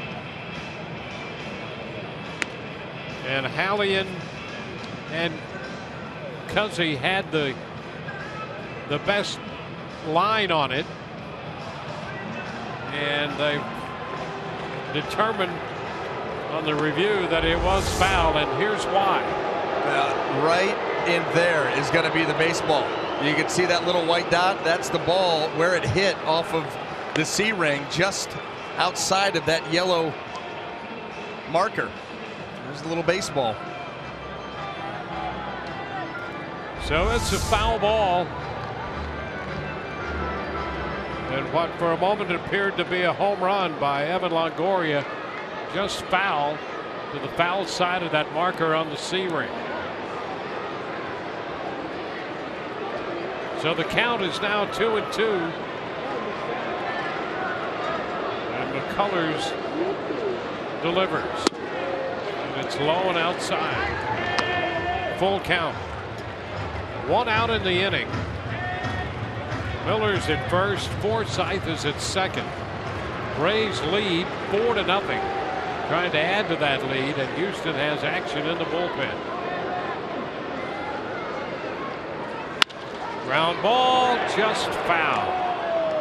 Boy, Evan playing with that foul line on that potential home run, and with that one just outside the bag.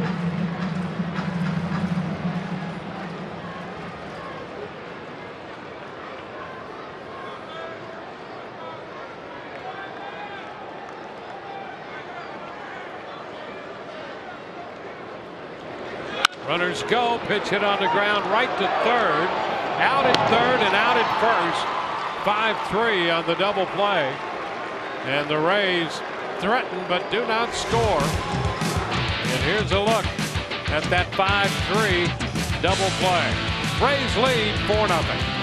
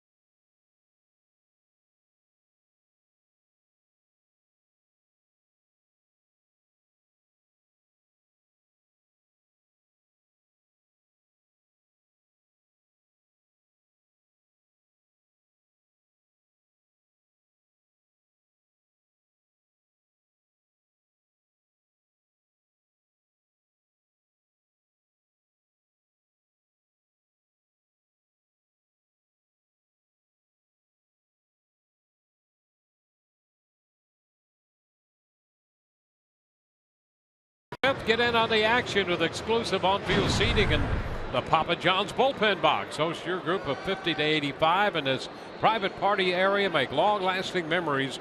Reserve the Papa John's bullpen box by calling 888-FAN-RAYS or emailing group sales at raysbaseball.com. Limited dates remain. On to the fifth we go. Marwin Gonzalez leads off against Matt Andriese. Pitch is a strike. Gonzalez 1 out of 2, lined a single into right his last time.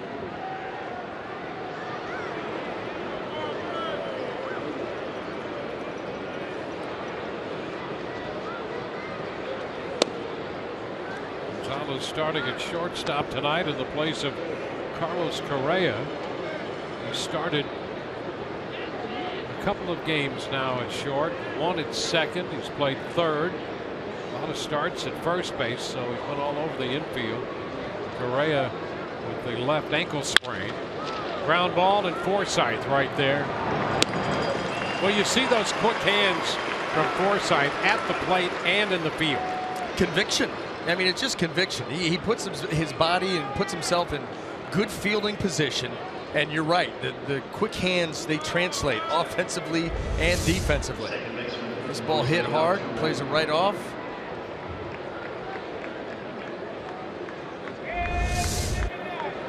So good to get the leadoff man. It's happened now only twice in the first 5 innings, especially with this guy coming up, Jose Altuve. It's a high pop into short right. Souza Jr. catches that one. 4 pitches and 2 outs. Boy, this is a different trend than we've seen all night. Well, it's been a slow played game. I mean, we literally, it was approaching 9 o'clock, and weren't even out of the 4th inning, and then that play that, by the way, how about that double play that Evan hit into? Yeah. You start the runners. There is only one way you can turn a double play, and it was that. The chopper down the line to Valbuena that he basically fielded that ground ball standing on third base and then make the throw. Rasmus takes the first pitch strike. But yeah, quick outs, that has not been the norm here tonight. A lot of deep counts from both these pitchers. Yep.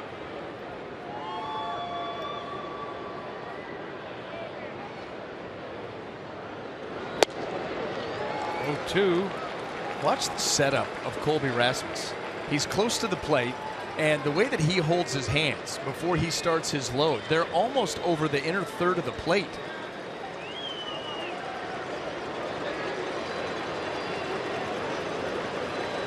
I mean, they're out over the plate.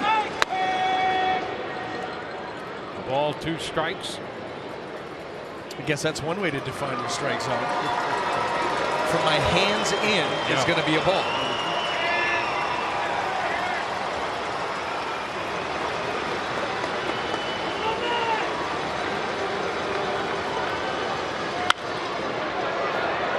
Fouled out of play.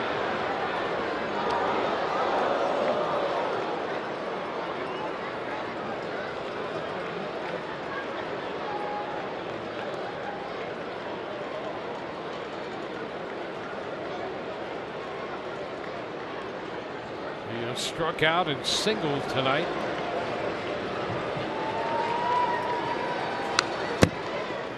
Fouls that high fastball right back.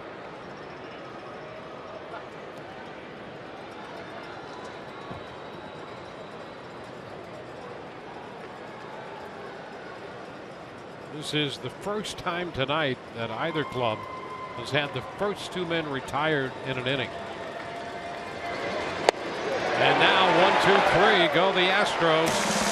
Rasmus out on strikes. Bottom of the 5th coming, 4-0 Tampa Bay.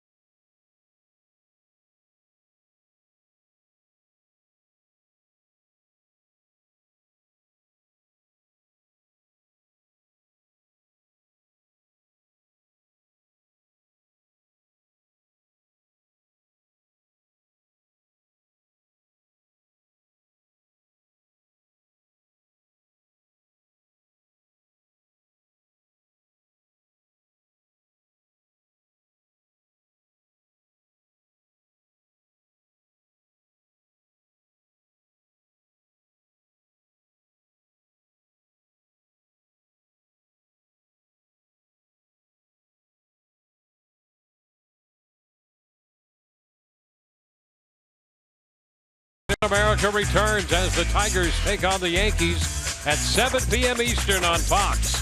Then the Indians battle the Angels in a game you can see only on FS1 at 9:30 p.m. Eastern, or you can watch it live on Fox Sports Go.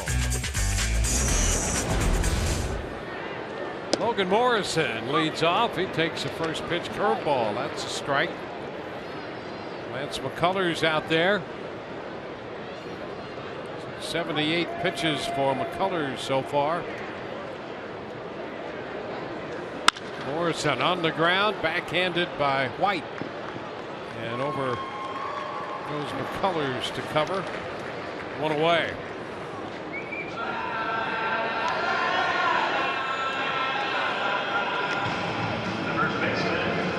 Steve Pearce 2 for 2. A couple of 2-base hits, including the first inning double, driving in 2 runs.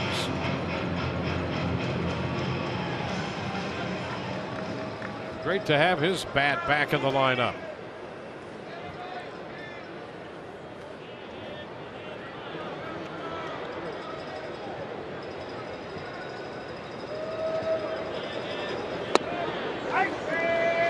Pitch is down. Ball, no strikes.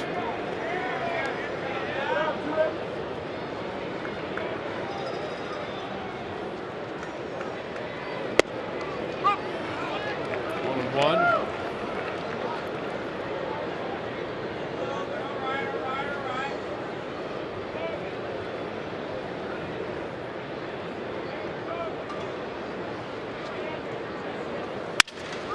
Strikes the bat, the ground ball.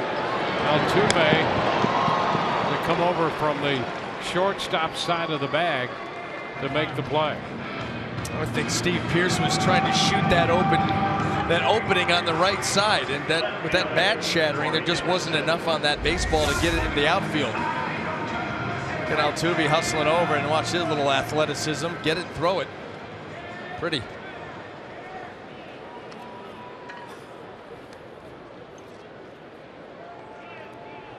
So the first 2 men retired here. There's Corey Dickerson.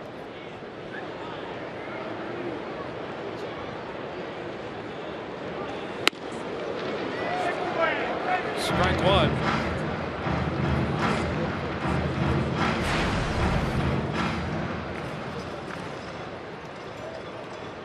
Dickerson with a fly ball to the left and a strikeout.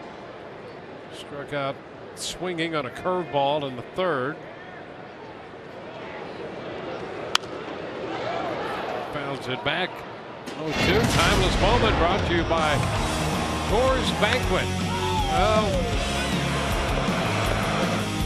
Rays left fielder DH, a couple of home runs.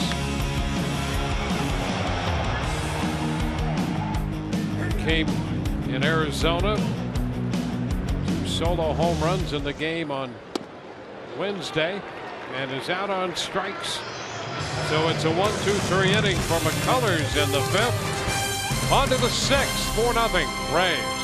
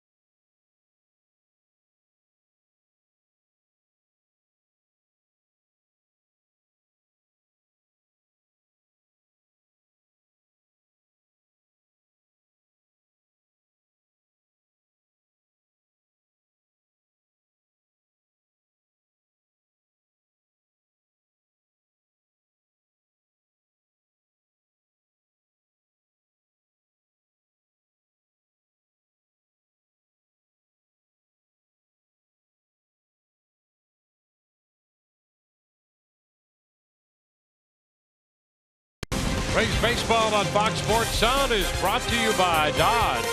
Visit Dodge.com. By Kubota. For more information, go to FloridaKubotaDealers.com. By Toyota. Let's go places. And by Tampa Bay Radiation Oncology.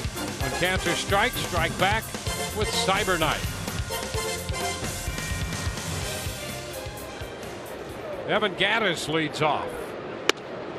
Takes a pitch a little wide. Gattis, the designated hitter.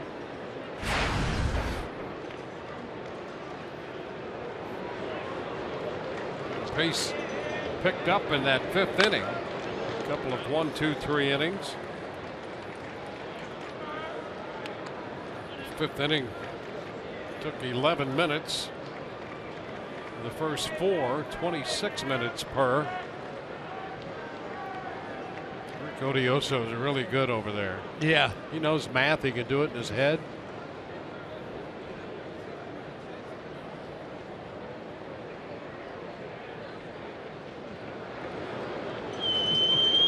He knows math.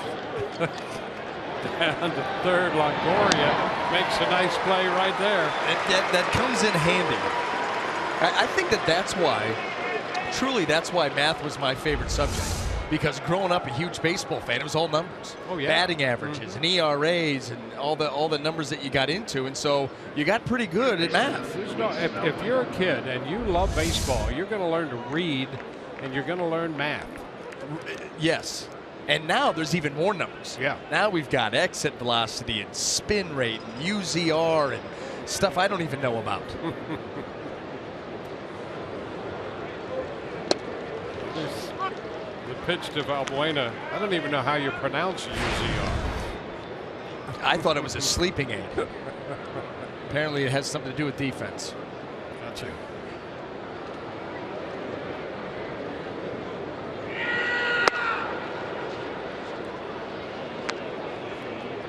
Counts a ball and a strike.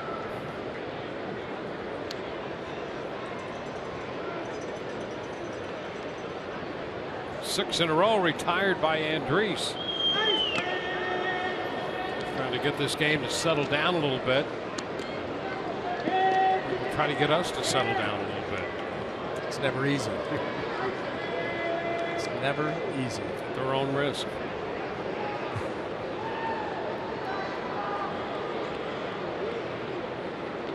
Now 2-1. Behind him, 3 balls and a strike. Yeah, and if you take a look at Fox Tracks and that last pitch there, that was all over the plate. Some of these pitches being not even borderline pitches being missed now.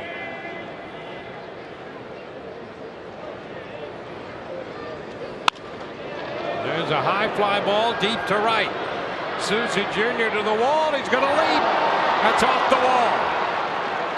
Valbuena on his way to second. He'll turn and hold right there. He never touched second base. That's why. He was looking at the whole. I guarantee you, I think Luis Valbuena is watching that ball go high off the wall thinking, was that a home run? Was that not a home run? You see right here how close it is. Just off the glove, a couple of feet short. But as he rounded second base, he never even touches it. So he can't go to third. Good call right there.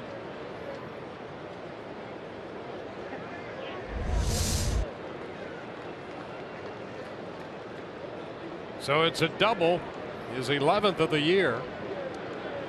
Well, what a great effort by Susie Jr. He came very close to turning in an unbelievable catch on that ball.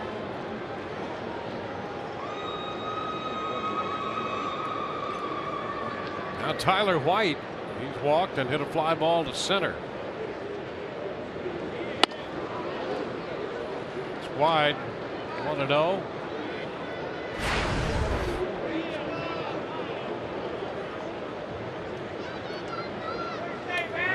Erasmo Ramirez gets up in the bullpen. Boy, you think about where the Rays would be without him. Well, starts to limber up. I mean, he gets used often, a lot of times for multiple innings, a lot of high leverage innings. You know, when the game really matters, he's a guy that you turn to. And I mean, really, it was a no-brainer.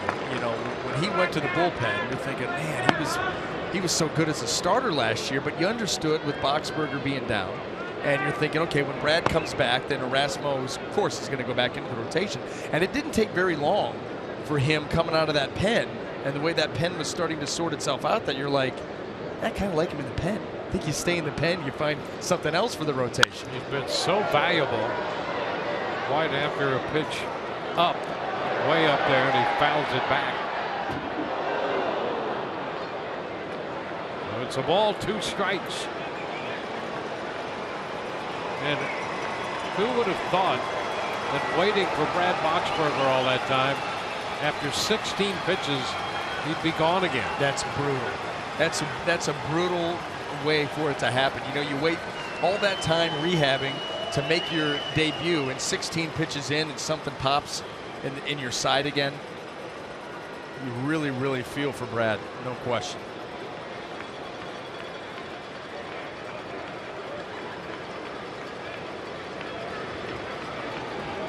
The 1-2. It's low. 2-2.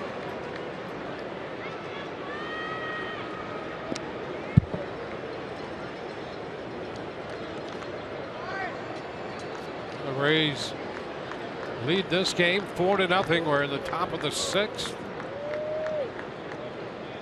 Yankees have a 4-0 lead at home over the Tigers. They're in the bottom of the 6th there. CC Sabathia pitching for New York. Now the 2-2. Into right center for a base hit. Valbuena will score. Souza gets the ball back in towards second base. Houston on the board. It's 4-1. Real nice job by Tyler White. That's the changeup there that looks just like a slider. And he stays right on it, shoots that ball out in to right center field. So a double and a single. The Astros have a run. Cut the lead to 3. Jason Castro's due up, and Jim Hickey's holding court on the mound with Erasmo Ramirez throwing in the bullpen. Rays players need your support to get to the 2016 MLB All-Star Game. Go to RaysBaseball.com/vote to submit your ballot for all your favorite Rays players. You can vote up to 5 times every day. Go to RaysBaseball.com/vote now. Catcher, Jason Castro.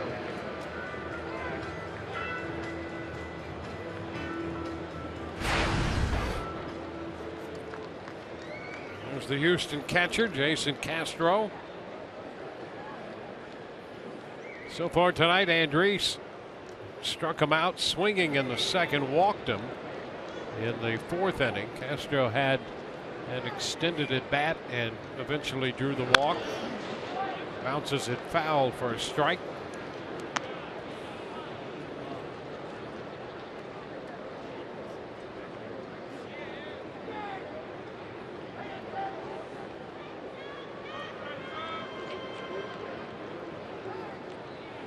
Andriese about to make his 100th pitch of the game. 106 is his high for the year.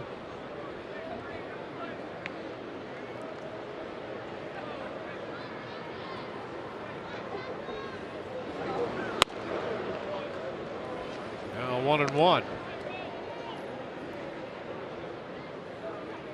There's the breakout. 63 strikes of the 100 pitches.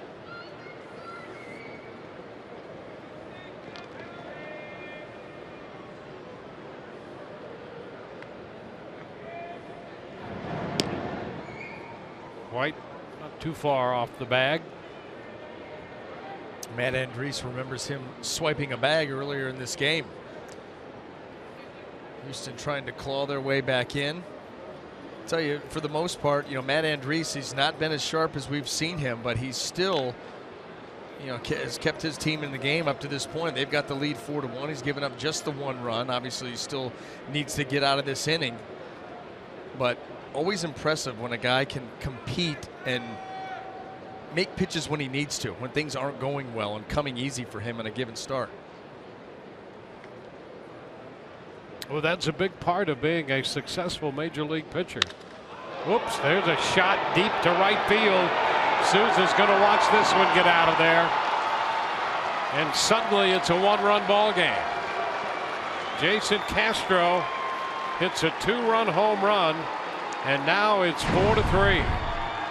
Well, and maybe being able to wiggle out of trouble is coming to an end. You know, we've seen this pitch from Matt Andriese more tonight than we've seen it all season, and that's that changeup again that has that cutter look. It stayed right in the middle of the plate, didn't have a whole lot of movement to it. Very similar. We've seen the cutter and that changeup with very similar looks, and the Astros have seen it all night long, and they finally capitalize on one. One-run game. That's going to be it for Matt Andriese. We're going to get a call to the bullpen. Back in a moment.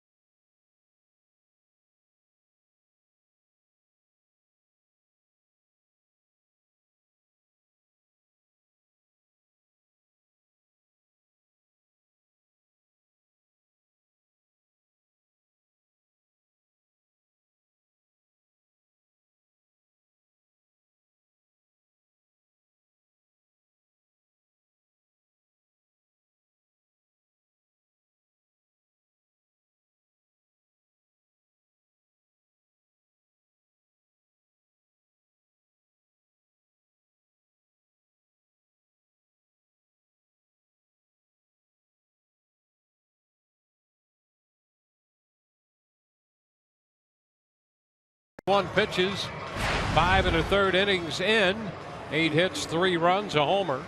Struck out 5 and walked 4. Well, that shows you right there how much of a battle it was for Matt Andriese between the hits given up and the walks. 12 base runners in 5 1/3 inning. That is a lot of trouble. Erasmo Ramirez in the game, and this pitch into left. That's going to drop in front of Dickerson. An aggressive turn, and he'll hold right there with a single. So the Astros with 4 consecutive hits here in the 6th.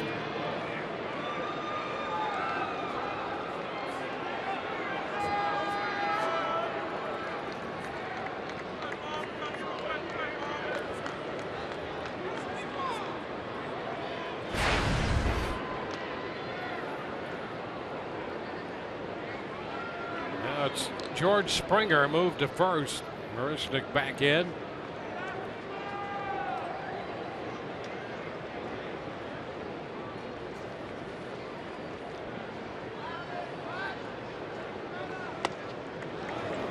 Cut and a miss, strike 1. Baltimore and Toronto there at the end of 7, and that game is tied 3-3 now. Here the Rays hold a 4-3 lead over Houston. Ball and a strike.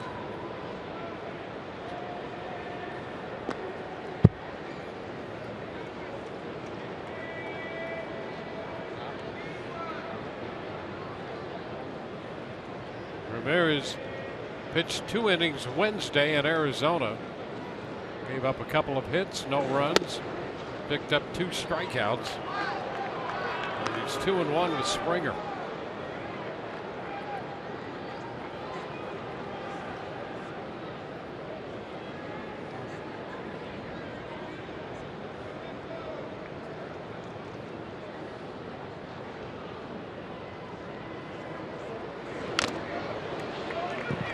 Two and two.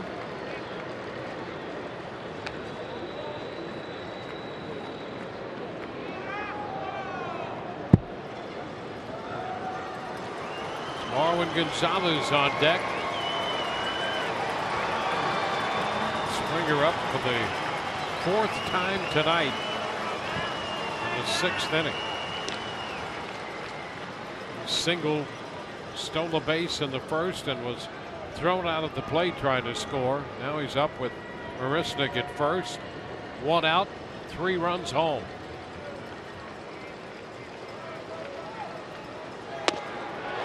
And a cut and a miss. He's out on strikes. Boy, you see that swing trying to lift the ball. And he's out number 2. Yeah, and when you lift the ball, that swing path is going to be a little bit down. That's what makes these pitches with elevation. And that wasn't even that elevated, right around the belt.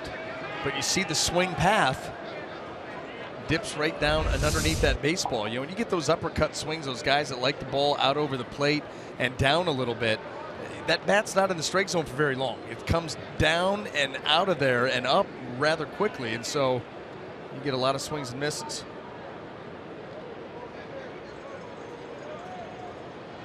Now it's Gonzalez, 1 for 3, pitch out, and the throw down, they're going to get it. He is out. Rays calling for the pitch out. Conger cuts down Marisnick. And watch, you talk about watch Conger cut down Candy right out in front of the batter's box. And Miller puts the tag on Marisnick. 4-3 Rays.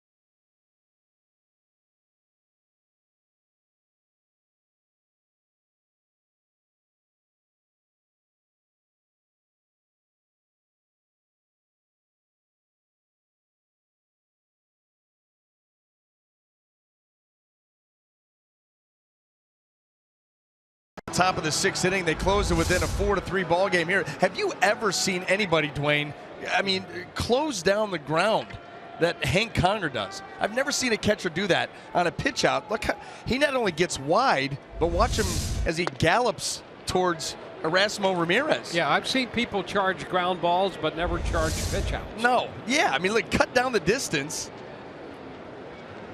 You know he wants to get to the grass. You know he wants to get to the turf. Well, the Rays call the pitch out at the right time, and Conger anxious to get out there and greet it. Throws out Marisnick to end the top of the 6th. Steven Souza Jr. leading off the bottom of the inning. He was struck out and walked, and he's behind in the count right now. As Lance McCullers runs a count to 2-2 with a breaking ball wide. McCullers about to hit 90 in the pitch mark.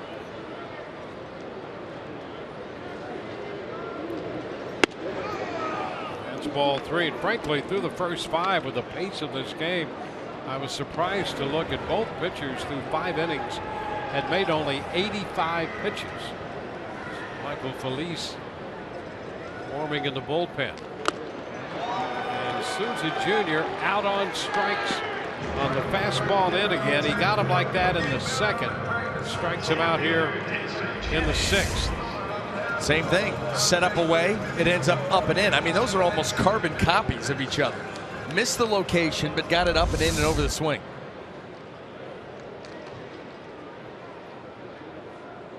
Now Desmond Jennings.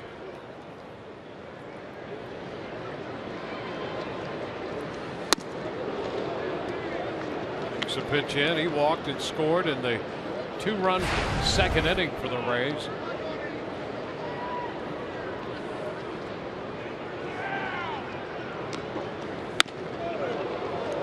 Two and nothing.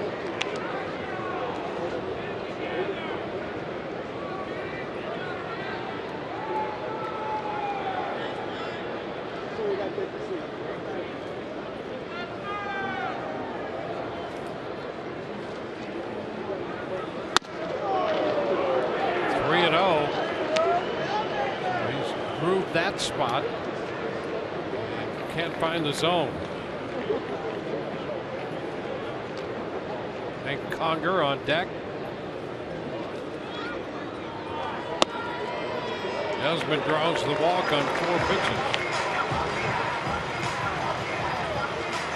The Rays get a base runner. Second time Jennings has walked. Hank Conger will bat.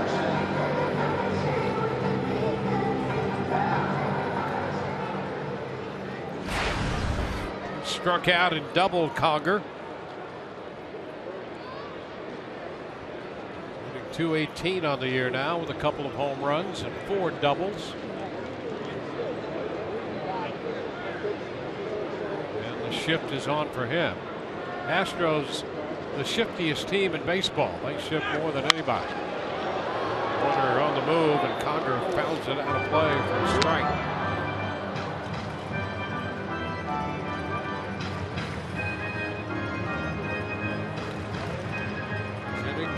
Back to first. Colors 1 on 1 out in the 6th.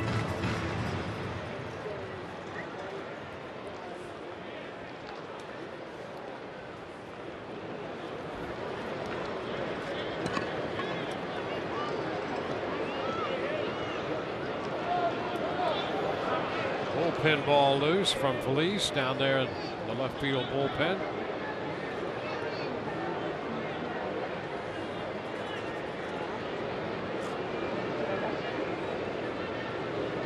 Last outing for McCullers, he went 7, made 108 pitches. This is number 97 coming right here. And he picks up the zone. 0-2. He also made 108 pitches 3 starts ago against Baltimore. So that's his high total against Baltimore and Oakland. Conger chases one up out of the zone. Fastball up at 97, and he's out on strikes. Yeah, maybe his best velocity here tonight. And when you climb the ladder like this, so tough to get it. To get up there to it, try to get on top of it. You see it's just almost up near the shoulders. At least a letter high heater with that kind of velo, and you can see just by Hank Conger. So the last 3 outs recorded McCullers have come on strikes. And now it's Logan Forsythe.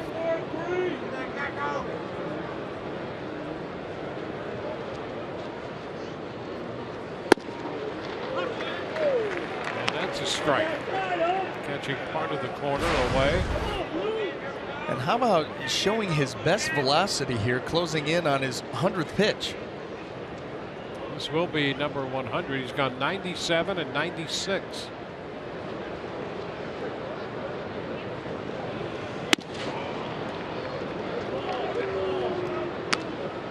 A ball and a strike.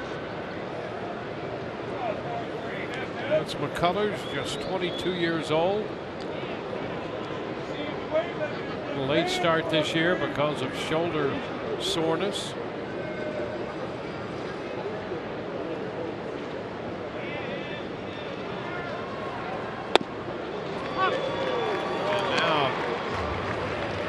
Ball for a strike. Yeah, that had some bite to it. He is really, you can see he is emptying the tank. Everything that he's got left, he is putting into each and every pitch. Been given new life in this ball game. And strike 3 called. Rays leave a man. Ball game moves into the 7th, 4-3 Tampa Bay.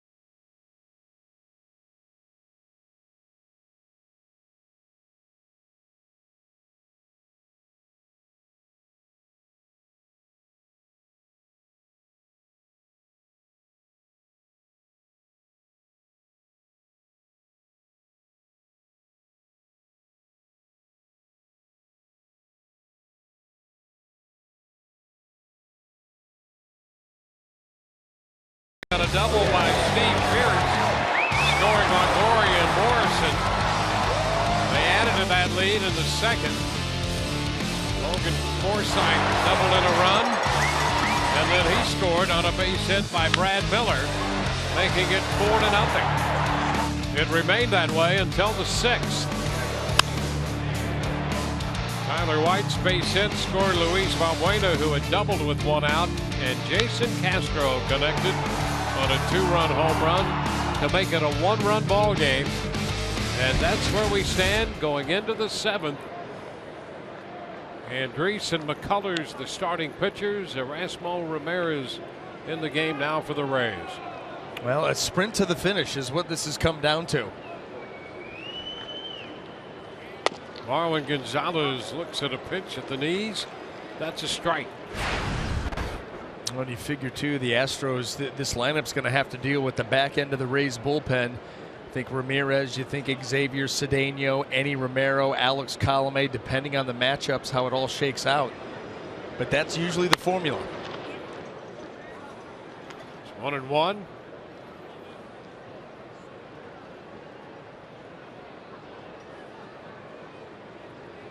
Well, there's that Rays bullpen. And Ramirez, the first man in, got credit for 2/3 of an inning in the 6th. And that's a ball, as Gonzalez was going to bunt that pitch. 2-1.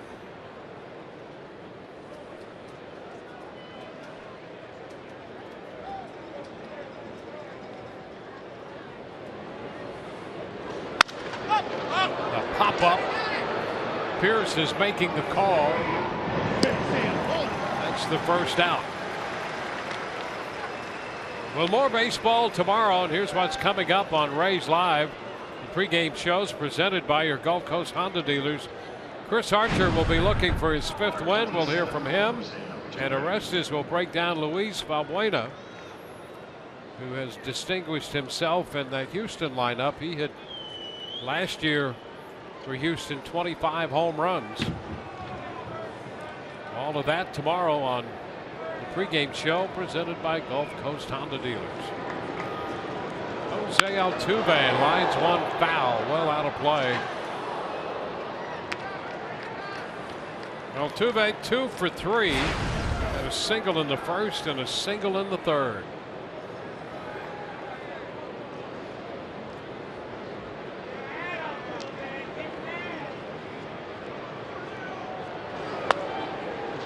Altuve has hit first in the lineup. He's hit second in the lineup. And tonight, hitting third for the first time this year. He can just hit. I mean, his hand-eye coordination and how quick that bat is. By the way, when he's holding it up there, it looks like it's as big as he is. And, you know, you look at, well, he's got 18 steals, leads the American League, so that's, you know, good out of the leadoff spot. Got 10 home runs, 37 driven in. That, you know, you start to move down, and that's 2-3 hole. Yeah, he hits .327 with men in scoring position. He's clutch, too. Yeah. It's perfect. He's pretty good second base.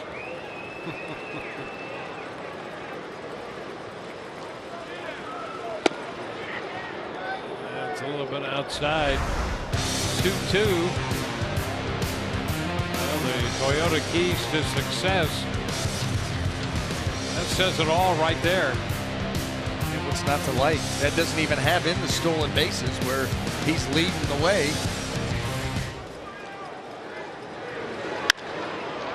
Into center field.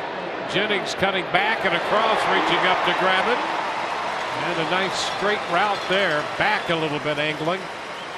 Now that bat had some backspin to that ball, and it just kind of floated and hung up there. And that allows Desmond to get to it, make the one-handed catch.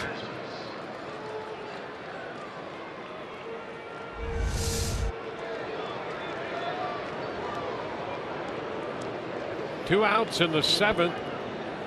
Kobe Rasmus.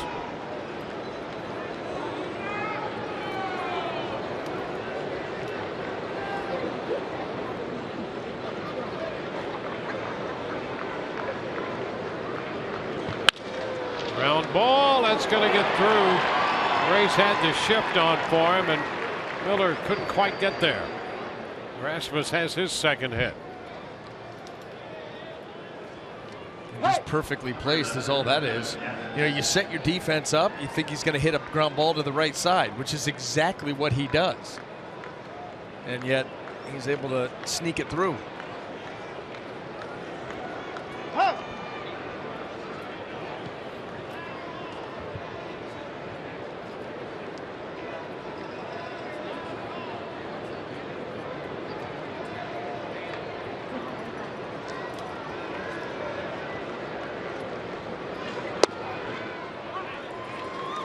Evan Gattis takes a strike.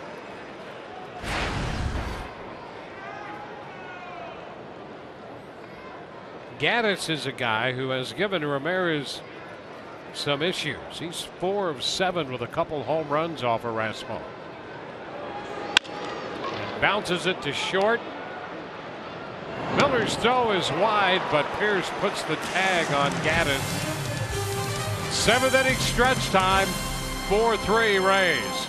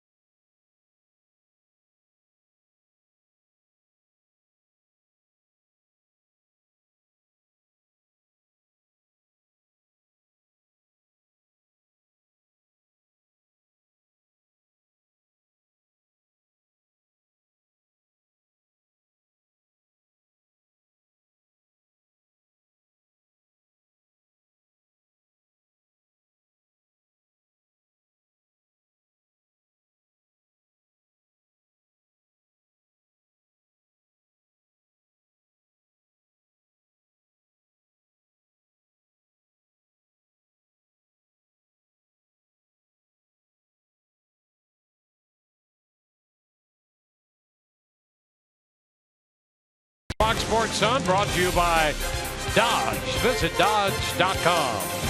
By Geico, 15 minutes could save you 15% or more on car insurance. and by your Southern Chevy dealers. Rays lead 4-3, opening game of the series and the homestand tonight at Tropicana Field. New pitcher for Houston, Michael Phillies, enters the game following McCullers. Well, on for the 17th time, a 4-1 record. How about 40 strikeouts in 28 1/3 to go along with just 6 walks?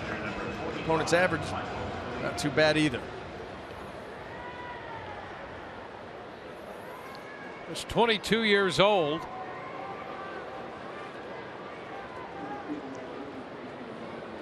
And Brad Miller, the first man to face him.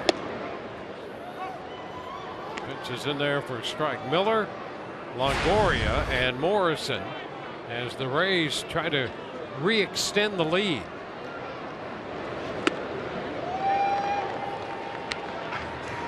Strike 2.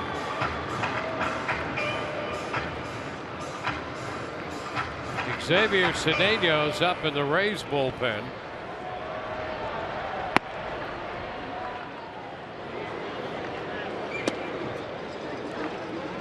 Oh, 1-2. How about the fact that you can roll out of the bullpen with 97 and you don't see it until the 3rd pitch?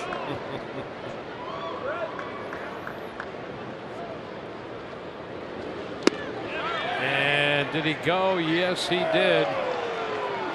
Well, that's why. Yeah, well, when you're introduced to that 97, you go, oh, I got to get things started quickly. Here comes the slider. I'm starting, realizing it's a slider, and it's a little bit too late at that point.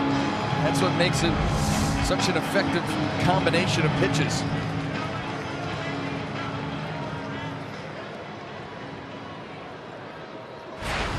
Now it's Evan Longoria.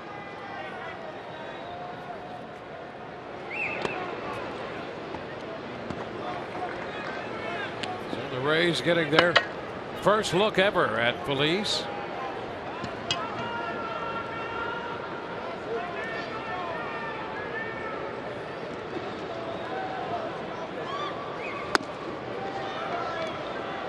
Two and nothing.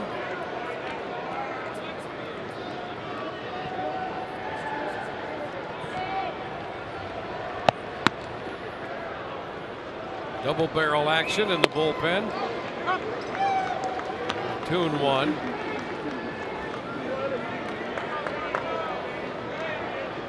Phillies out of the Dominican Republic.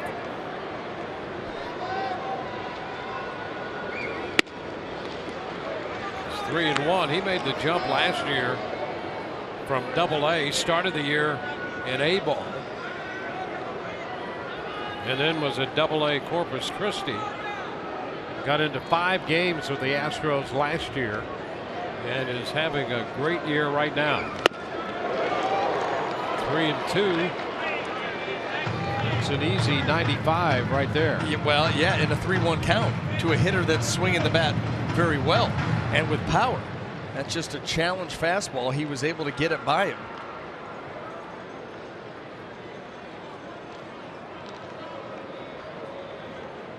He struck out Miller on the slider. 3-2 now to Longoria.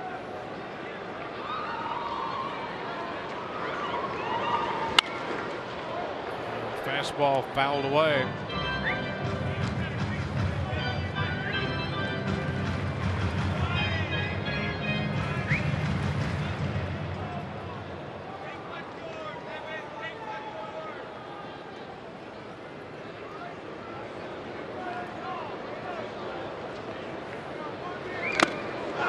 Swing and a foul tip strikeout on the fastball. So he can get it up there in a hurry. 97, 98. Boy, look how he stays behind that pitch. Really, really spins it with a ton of velocity. And those last 3 fastballs were just challenge out over the plate. Here I come.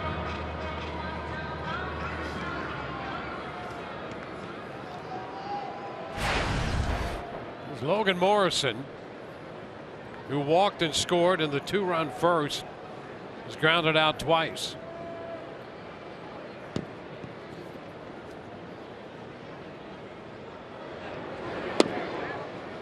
That's a ball. The Colors worked 6, gave up 4 runs, 7 hits, struck out 7 and walked 4 in 102 pitches.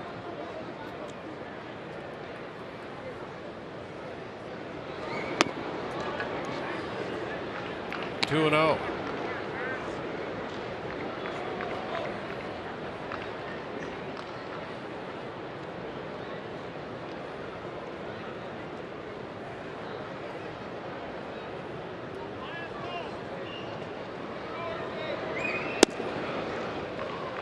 Behind Morrison, 3 balls, no strikes. And the book on Lance McCullers stayed true. The first couple innings have given him issues. That's when the Rays were able to get to him. And really, his last 2 innings were his 2 best, even with velocity on the fastball. Yeah, he finished strong, without question. 3-1 to Logan. Mentioned he had 7 strikeouts. 4 of those came in the last 2 innings. He retired 6 of the 7 men he faced, and he gave up only a walk in the last couple innings.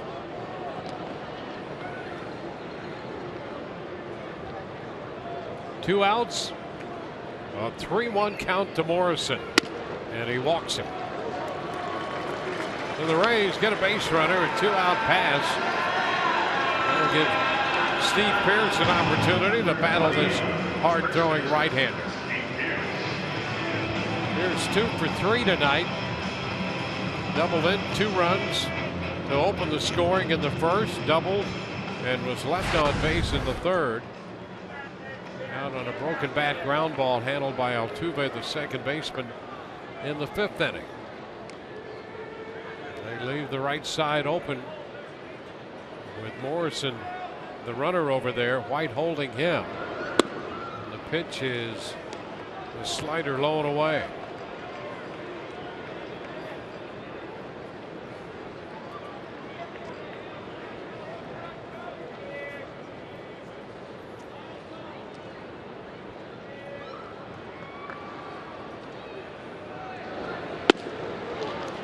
That's a miss wide.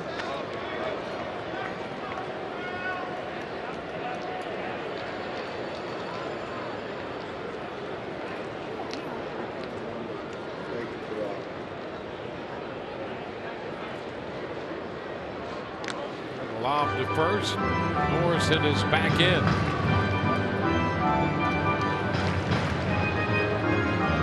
Rays and the Astros tomorrow, 4:10 first pitch. Sunday 1:10.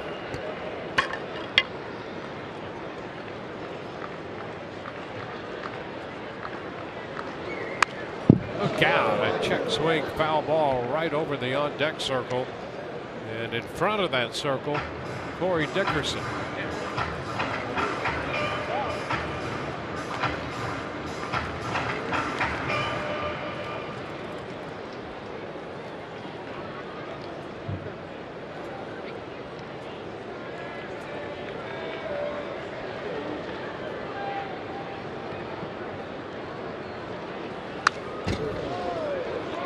Ball.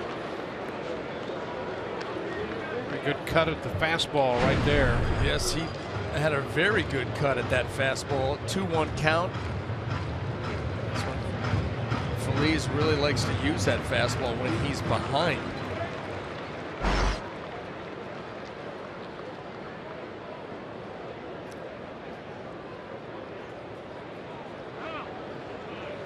Time granted by Phil Cuzzy. Running through all the signs there, so it'll be interesting to see what they finally decide on trying to close out this at bat.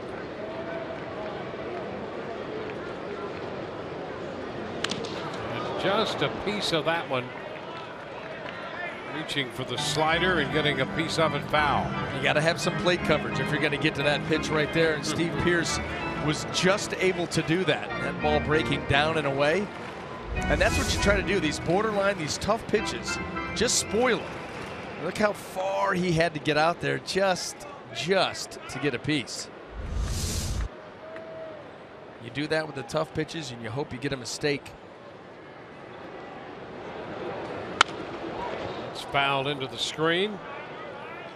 Pitch away and up with some pretty good velocity behind it. Dickerson is on deck.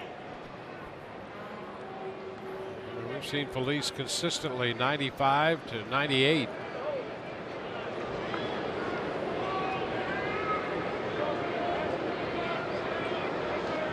Runner goes up and in. Throw down is right on the bag. Pitch up and in to Pierce, and the throw to second by Castro was a strike right on the bag. And the Rays lose the base runner in the inning. 4-3 Tampa Bay.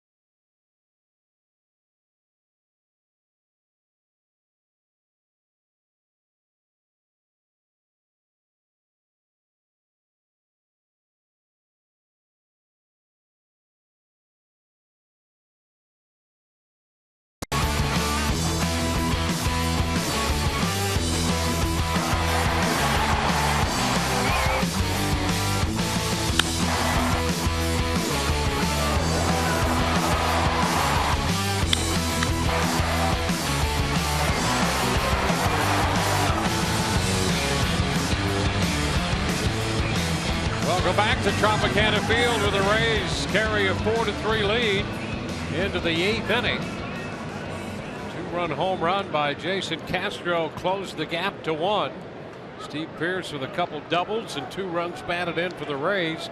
Rays scored 2 in the first, 2 in the second. Houston 3 in the 6th. On to the 8th. Xavier Cedeno, the new pitcher. Luis Valbuena cuts and misses. Strike 1. For the 25th time, 20 strikeouts and 18 2/3.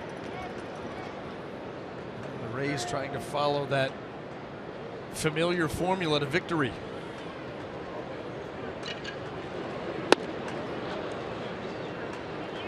It's a 1-1 count. Valbuena last year with 25 home runs. 20 of those against righties. He hit 158 with 5 home runs off left-handed pitching a year ago.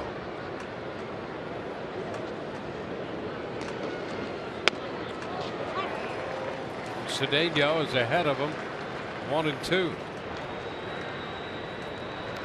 Sturdivant up in the bullpen. I'll tell you, the way that he's been throwing the ball recently, obviously earning some trust here with Kevin Cash and Jim Hickey. Did he go? Close pitch, and he checked. 2-2. 1-run game late. It's always nice to have options. This is, see how close it is. Not very.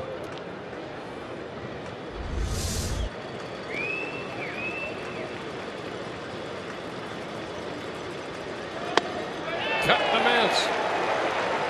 So Valbuena out on strikes to start the 8th. Boy, seems surprised by that pitch. This ball, it's the cutter. It stays right out over the plate about bell high. And Luis Valbuena wondering, was that a strike? Almost like he wasn't sure what he just saw.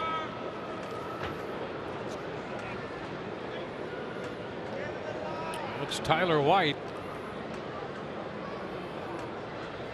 Walked at a fly ball to center and single in a run. And he takes a strike. First pitch up in the zone in the upper reaches.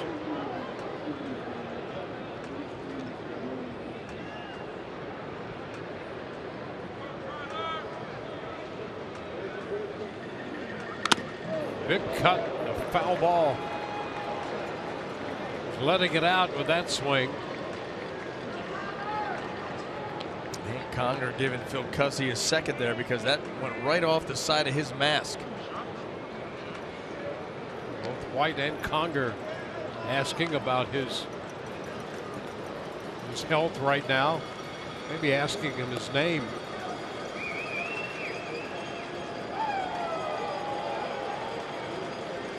A 2-strike count.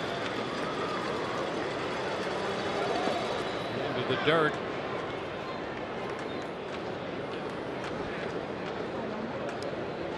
The Rays have Cedeno in the game. Phillies work the bottom of the 7th for Houston. And the Astros now have Ken Giles up in their bullpen down the left field line.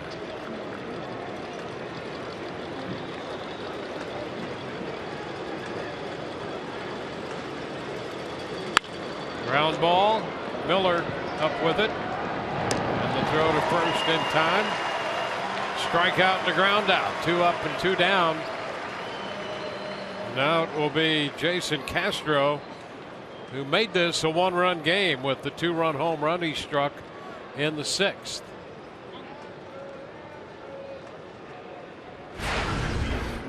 Jason Castro. Castro hitting his 5th home run of the year.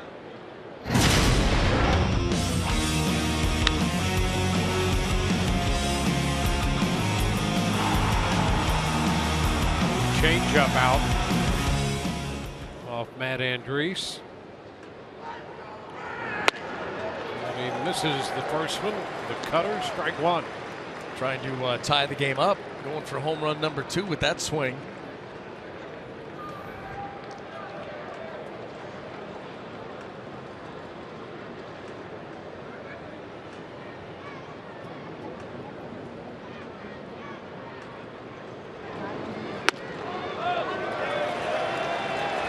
Two.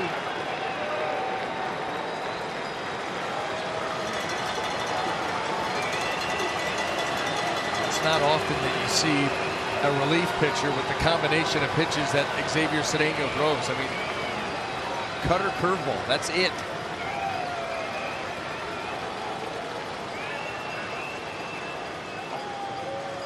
He's ahead in the count. Boy, this bullpen been something else, and they welcomed the off day yesterday. A reset. Ooh, a little bit high, and it's 1-2.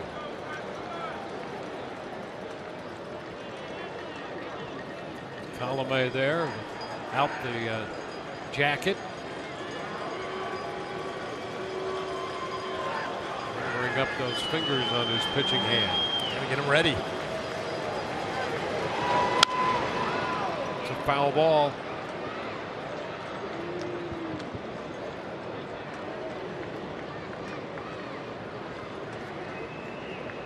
Well, he's been very good in that closing role. Seized the opportunity. I mean, he's been out of this world.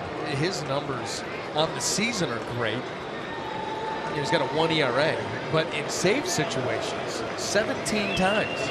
17 for 17, hasn't given up a run. And a wave and a miss, reaching for that one. Castro out on strikes.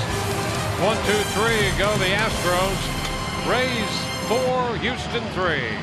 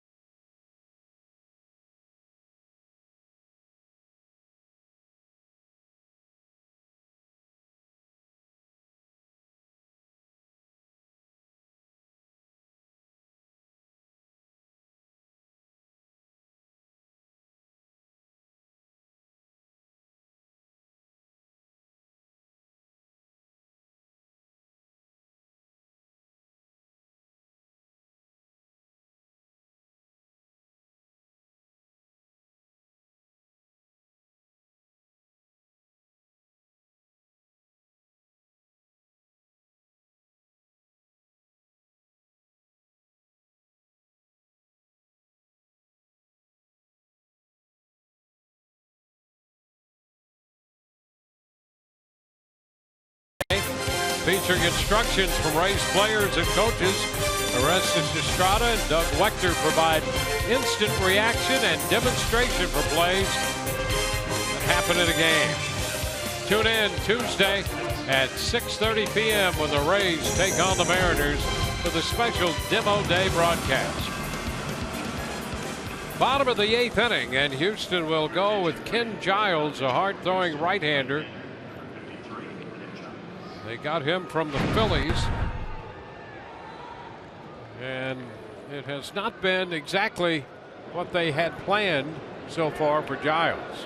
Well, no, the strikeout numbers, good, 33 in 25 innings, but the record and the ERA, 5.76, and that's what they thought that they needed coming out of the bullpen, is some more velocity. And that's what they got in Ken Giles, and he's certainly rung up the strikeouts, but started Pierce with a slider and missed. A.J. Hinch has not named a closer, but he is the guy they would love to emerge as the closer. Especially because it's June. It's upstairs. Kind of want to have that thing ironed out by now. Yep. You'd like to. Well, 97 with that fastball, and that's that strong arm that they felt they were lacking.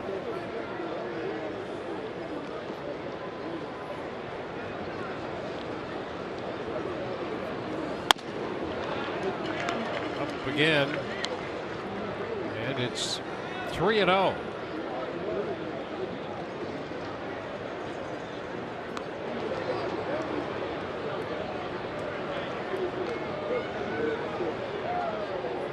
Dickerson on deck.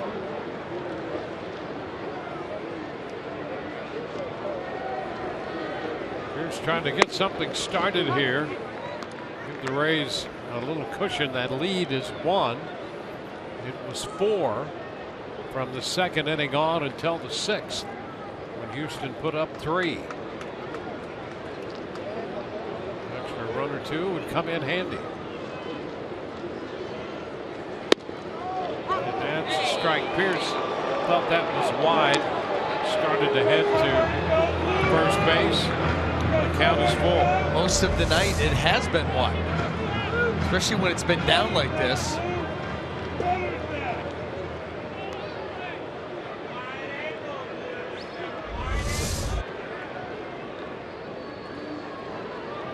Awkward moment. Very. 3-2 now. And he bounces this one fair into right field, picking up his 3rd hit of the night. Well, if I can't walk, I'll hit my way on, well, he says. Yeah, and you remember his last at bat, it looked like he was trying to go to the right side, but it broke the bat, and Altuve was able to go over and get to it. We're on a full count here against Ken Giles with a good fastball. He's got that right side to work with again there, and he just lets that ball get into the zone and pokes it right up into right field. Yeah, the more you see of Pierce, the more you like him. He's hard-nosed. He's smart too. Very. He's a tough player. Good baseball instinct. Now Corey Dickerson.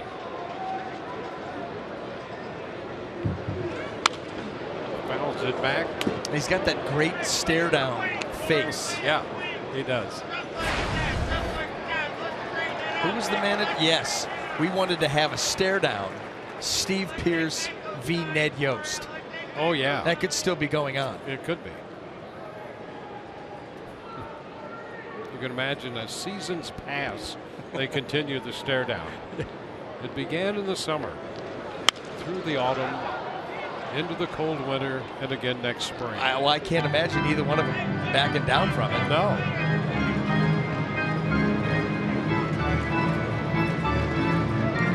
Pierce at first, and the leadoff single in the bottom of the 8th.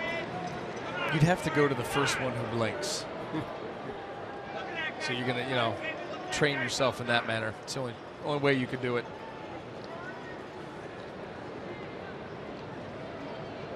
Two strikes on Dickerson, and he got him. An 0-2 slider, and Dickerson out on strikes. 10th strikeout for Houston pitching. Kind of stays out over the plate just a little bit. You see some of those swings on those sliders that hang like that, and it's almost as if you're expecting a little bit more break out of that pitch. You swing where you think it's going to be, and it just cement mixer spins and stays above your bat.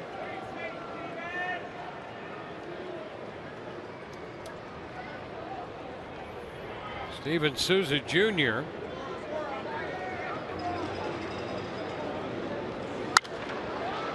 High popper headed for the stands. Souza a couple strikeouts and a walk tonight.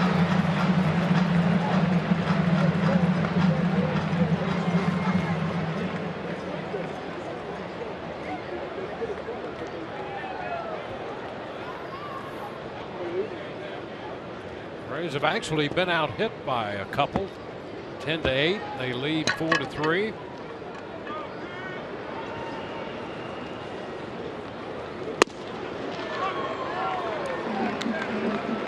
Two.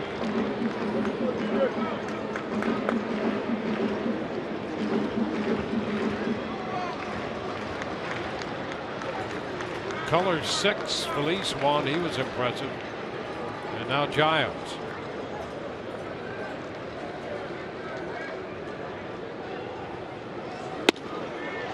Shot the outside corner and missed.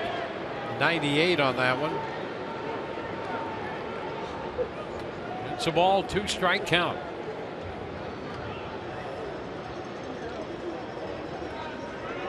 Desmond Jennings on deck.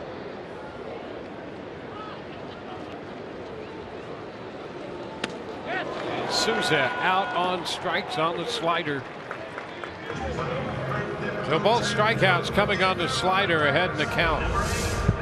There it is again. Ken Giles, that's how he attacks. Fastball, slider.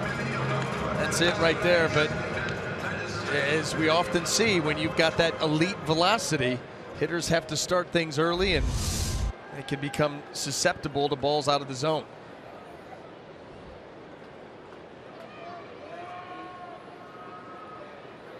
Well, here is Desmond Jennings. And he takes a strike.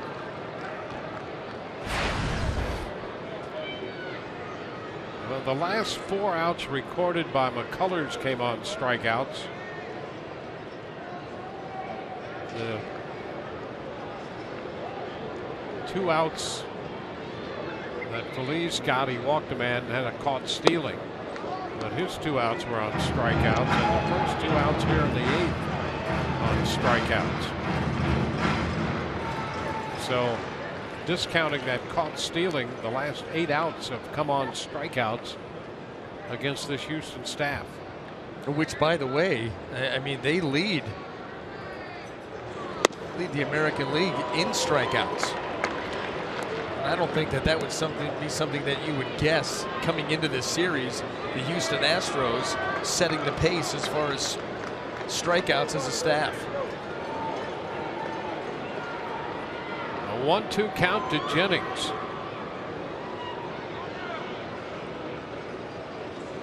And he strikes out on the fastball, 99. So he strikes out the side after the leadoff single. On to the ninth, 4-3. Yeah.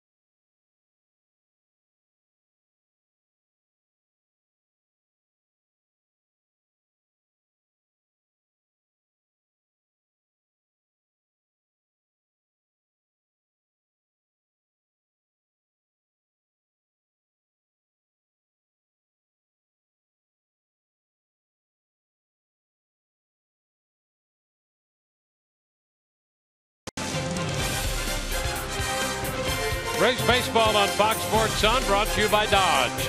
Visit Dodge.com. By Nissan. Choose Nissan today for great offers on our most exciting lineup ever. Shop ChooseNissan.com. And by your Gulf Coast Honda dealer.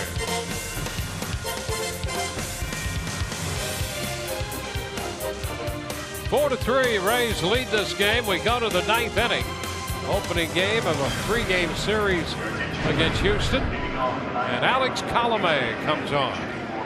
Well, he's been fantastic. I mean, this is his 26th appearance. The save opportunities, 17. Saves, 17. ERA during those opportunities, 0. How about the strike to walk ratio? All the numbers very, very good for Colomé. Well, Tony Kemp's going to pinch hit for Marisnick to lead it off. And the pitch is a strike. Kemp about 5'6" or so. Played on the infield. Really an outfielder, but has been converted into some infield time. The count is 1-1 on him. So he will pinch hit. Mikey Montook in this game and left defensively.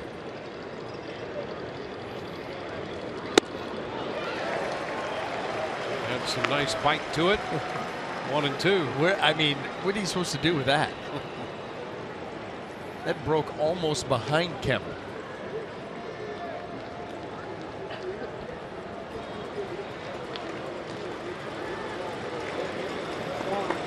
The 1-2.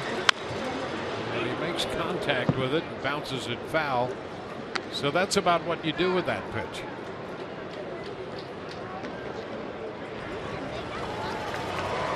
Will Harris and Luke Gregerson in the bullpen for Houston. Top of the 9th.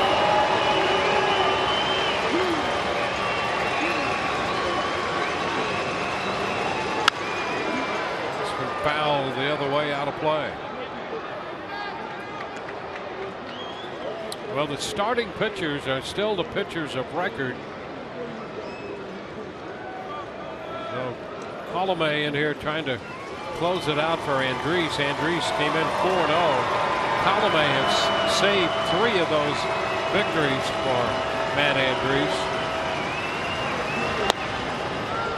And now he misses on that one. Wide a bit.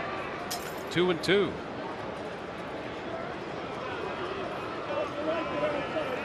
Top of the order, George Springer is on deck.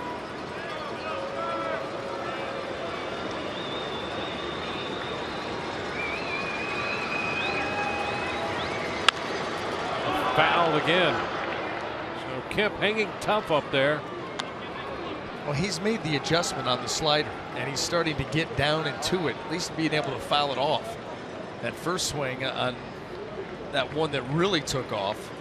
But since then, he's battled back, fouled off some tough pitches, made an at-bat out of it.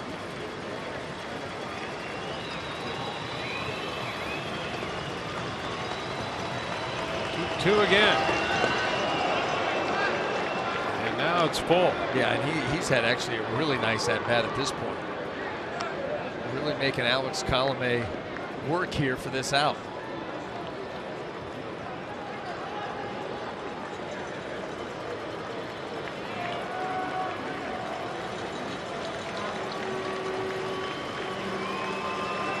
This will be the 9th pitch coming. 3-2 and ball 4. So he draws the walk. So a man at first with nobody out. Let's check in with Todd Callis. All right, Dwayne, coming up after the game, it'll be our Rays Live postgame show presented by Checkers. I'll be joined with Orestes Estrada out in the outfield, and we'll also hear from the manager, Kevin Cash, along with others after the game in the clubhouse. That's Rays Live presented by Checkers immediately after the game, guys. All righty. We'll look forward to that. Colomé trying to get through the 9th inning. He's given up a leadoff walk, and now he faces the top of the order, George Springer. He's 1 for 4. And he's going to bunt and does so foul. 1. Well, if you look at the Rays' defensive setup, you've got Logan Forsythe, who is shading way up the middle right here. Steve Pearce holding the runner on there, and if you could bunt one hard enough into that area, well, you're looking at a potential base hit. Forget the sacrifice.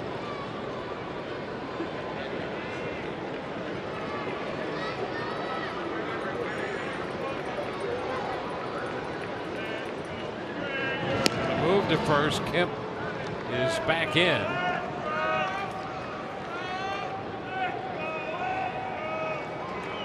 Kemp, in the 16, now 17 games he has been in, has attempted 1 steal, and he was successful.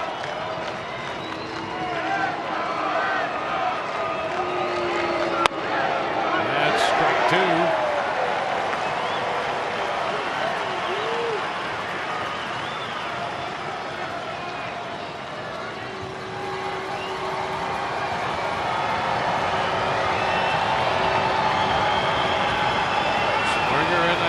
Spot.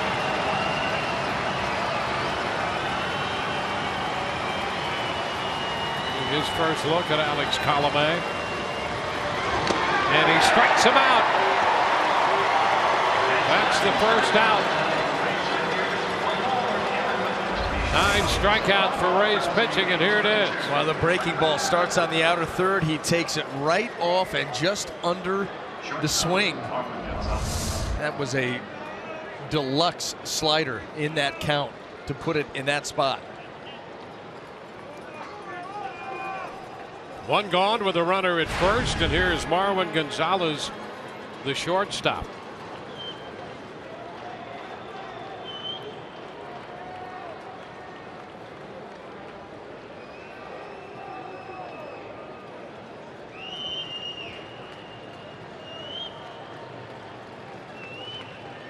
Gonzalez singled in the 3rd.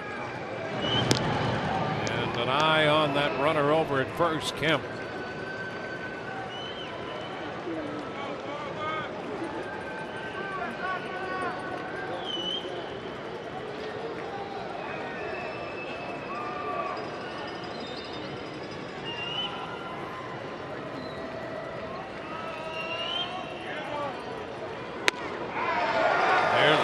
Pitch strike to Gonzalez on the outside edge.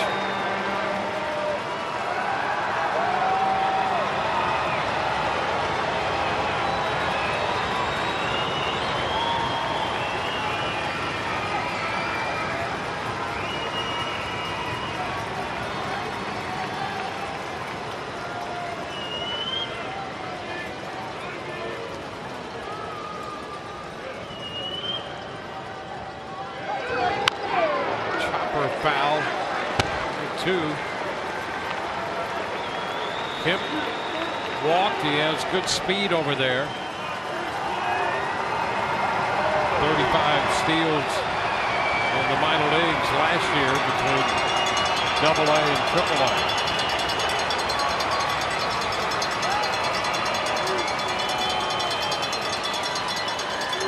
Springer is struck out. Colomé ahead of Gonzalez.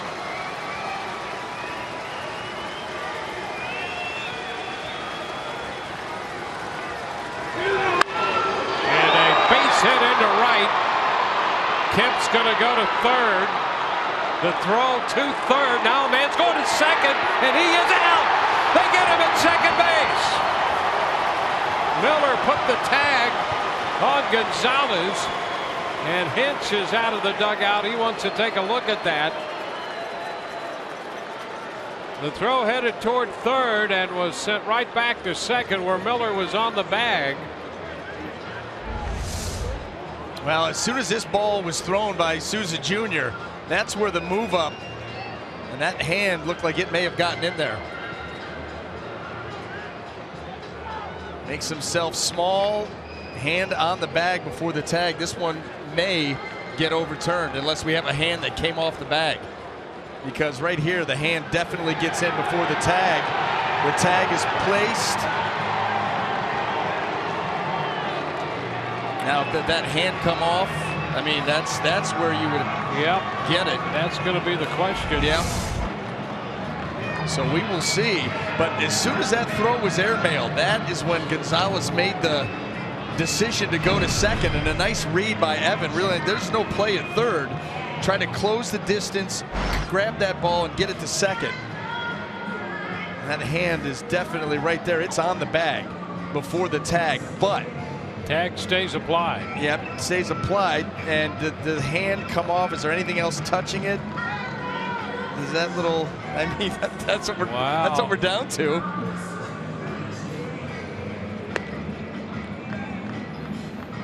Well, we do see that play now that we never saw before replay, when a hand comes off the bag and the tag stays on.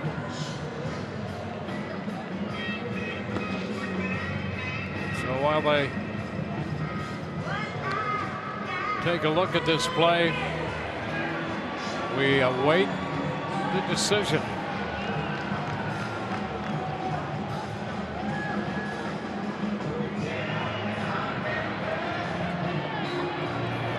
Wow. I'll tell you, it will. Either way, you're going to have a livid manager. Yep. It's one of those types of calls.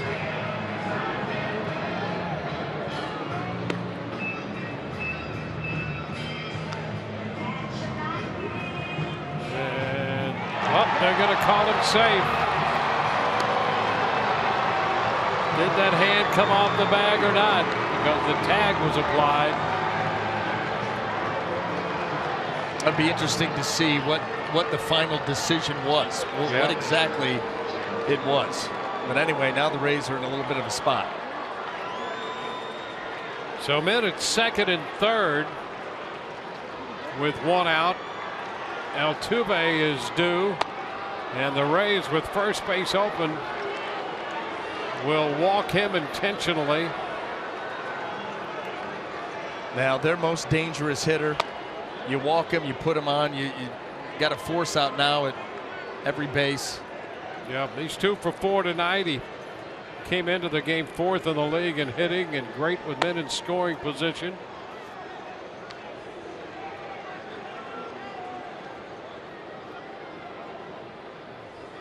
So Gonzalez, who made it into second, and the scoring will give him a double.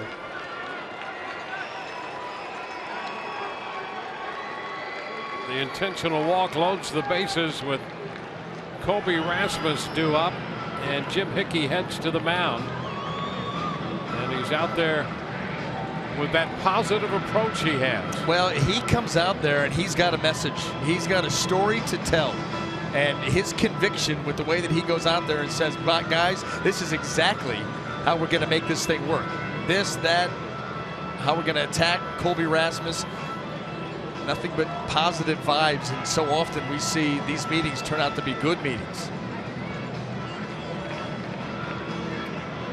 Well, remember now, in Arizona, the Rays are up 6-3, and the Diamondbacks loaded the bases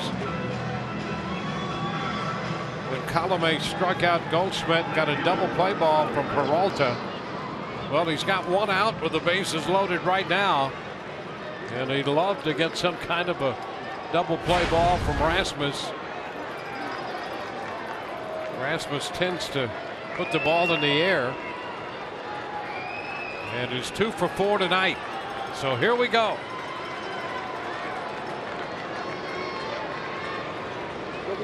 First pitch is a strike.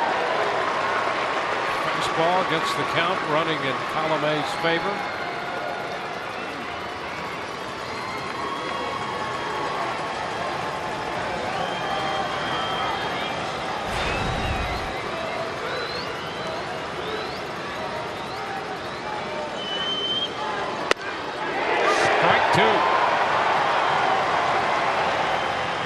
At 2. Kemp third, Gonzalez second, Altuve's at first.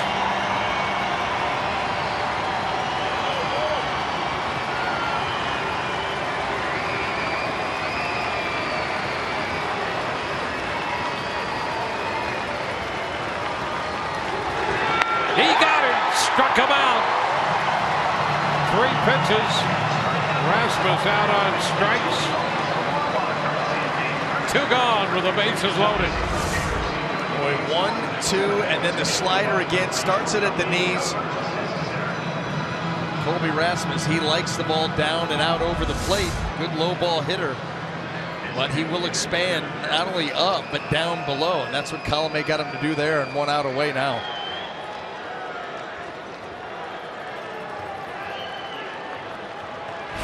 The hitter is Evan Gattis, the DH. 0 for 3 with a walk tonight. And the first pitch he takes for a strike.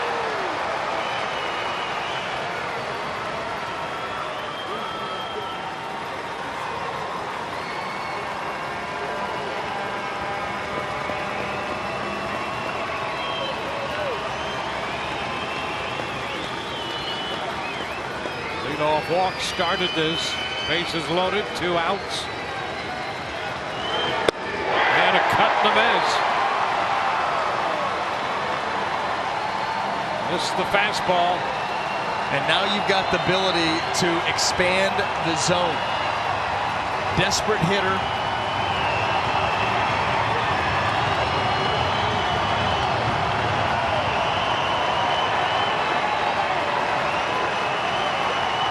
Gattis back in. Colomé ready.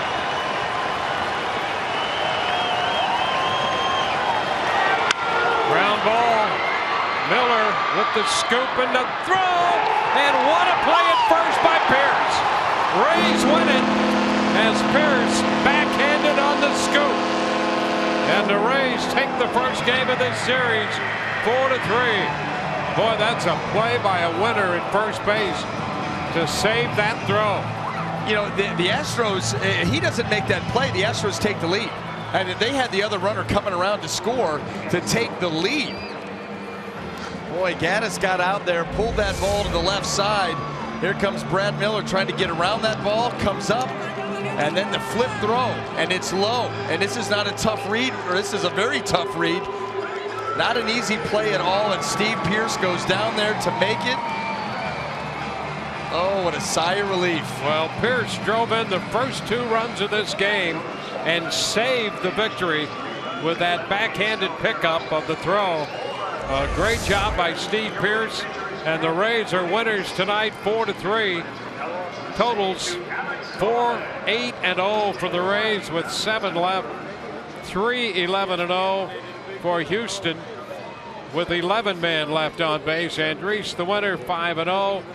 Save number 18 for Colomé in 18 appearances, 18 opportunities. And McCullers the loser, 3-2. Right now, let's go to the field and Todd Cowles. Dwayne, thank you with Logan Forsythe. Logan, it had been exactly a month since you went on the DL. Was this kind of the game you were pointing to? We were a little surprised to see you in there after just 2 games of rehab. Yeah, you know, I was kind of shooting for this series. The only reason is that it's a 3-game set. You know, we got an off day Monday, so I think that would play in pretty well with the recovery. So, you ready? Yeah. Welcome back, Logan Berra.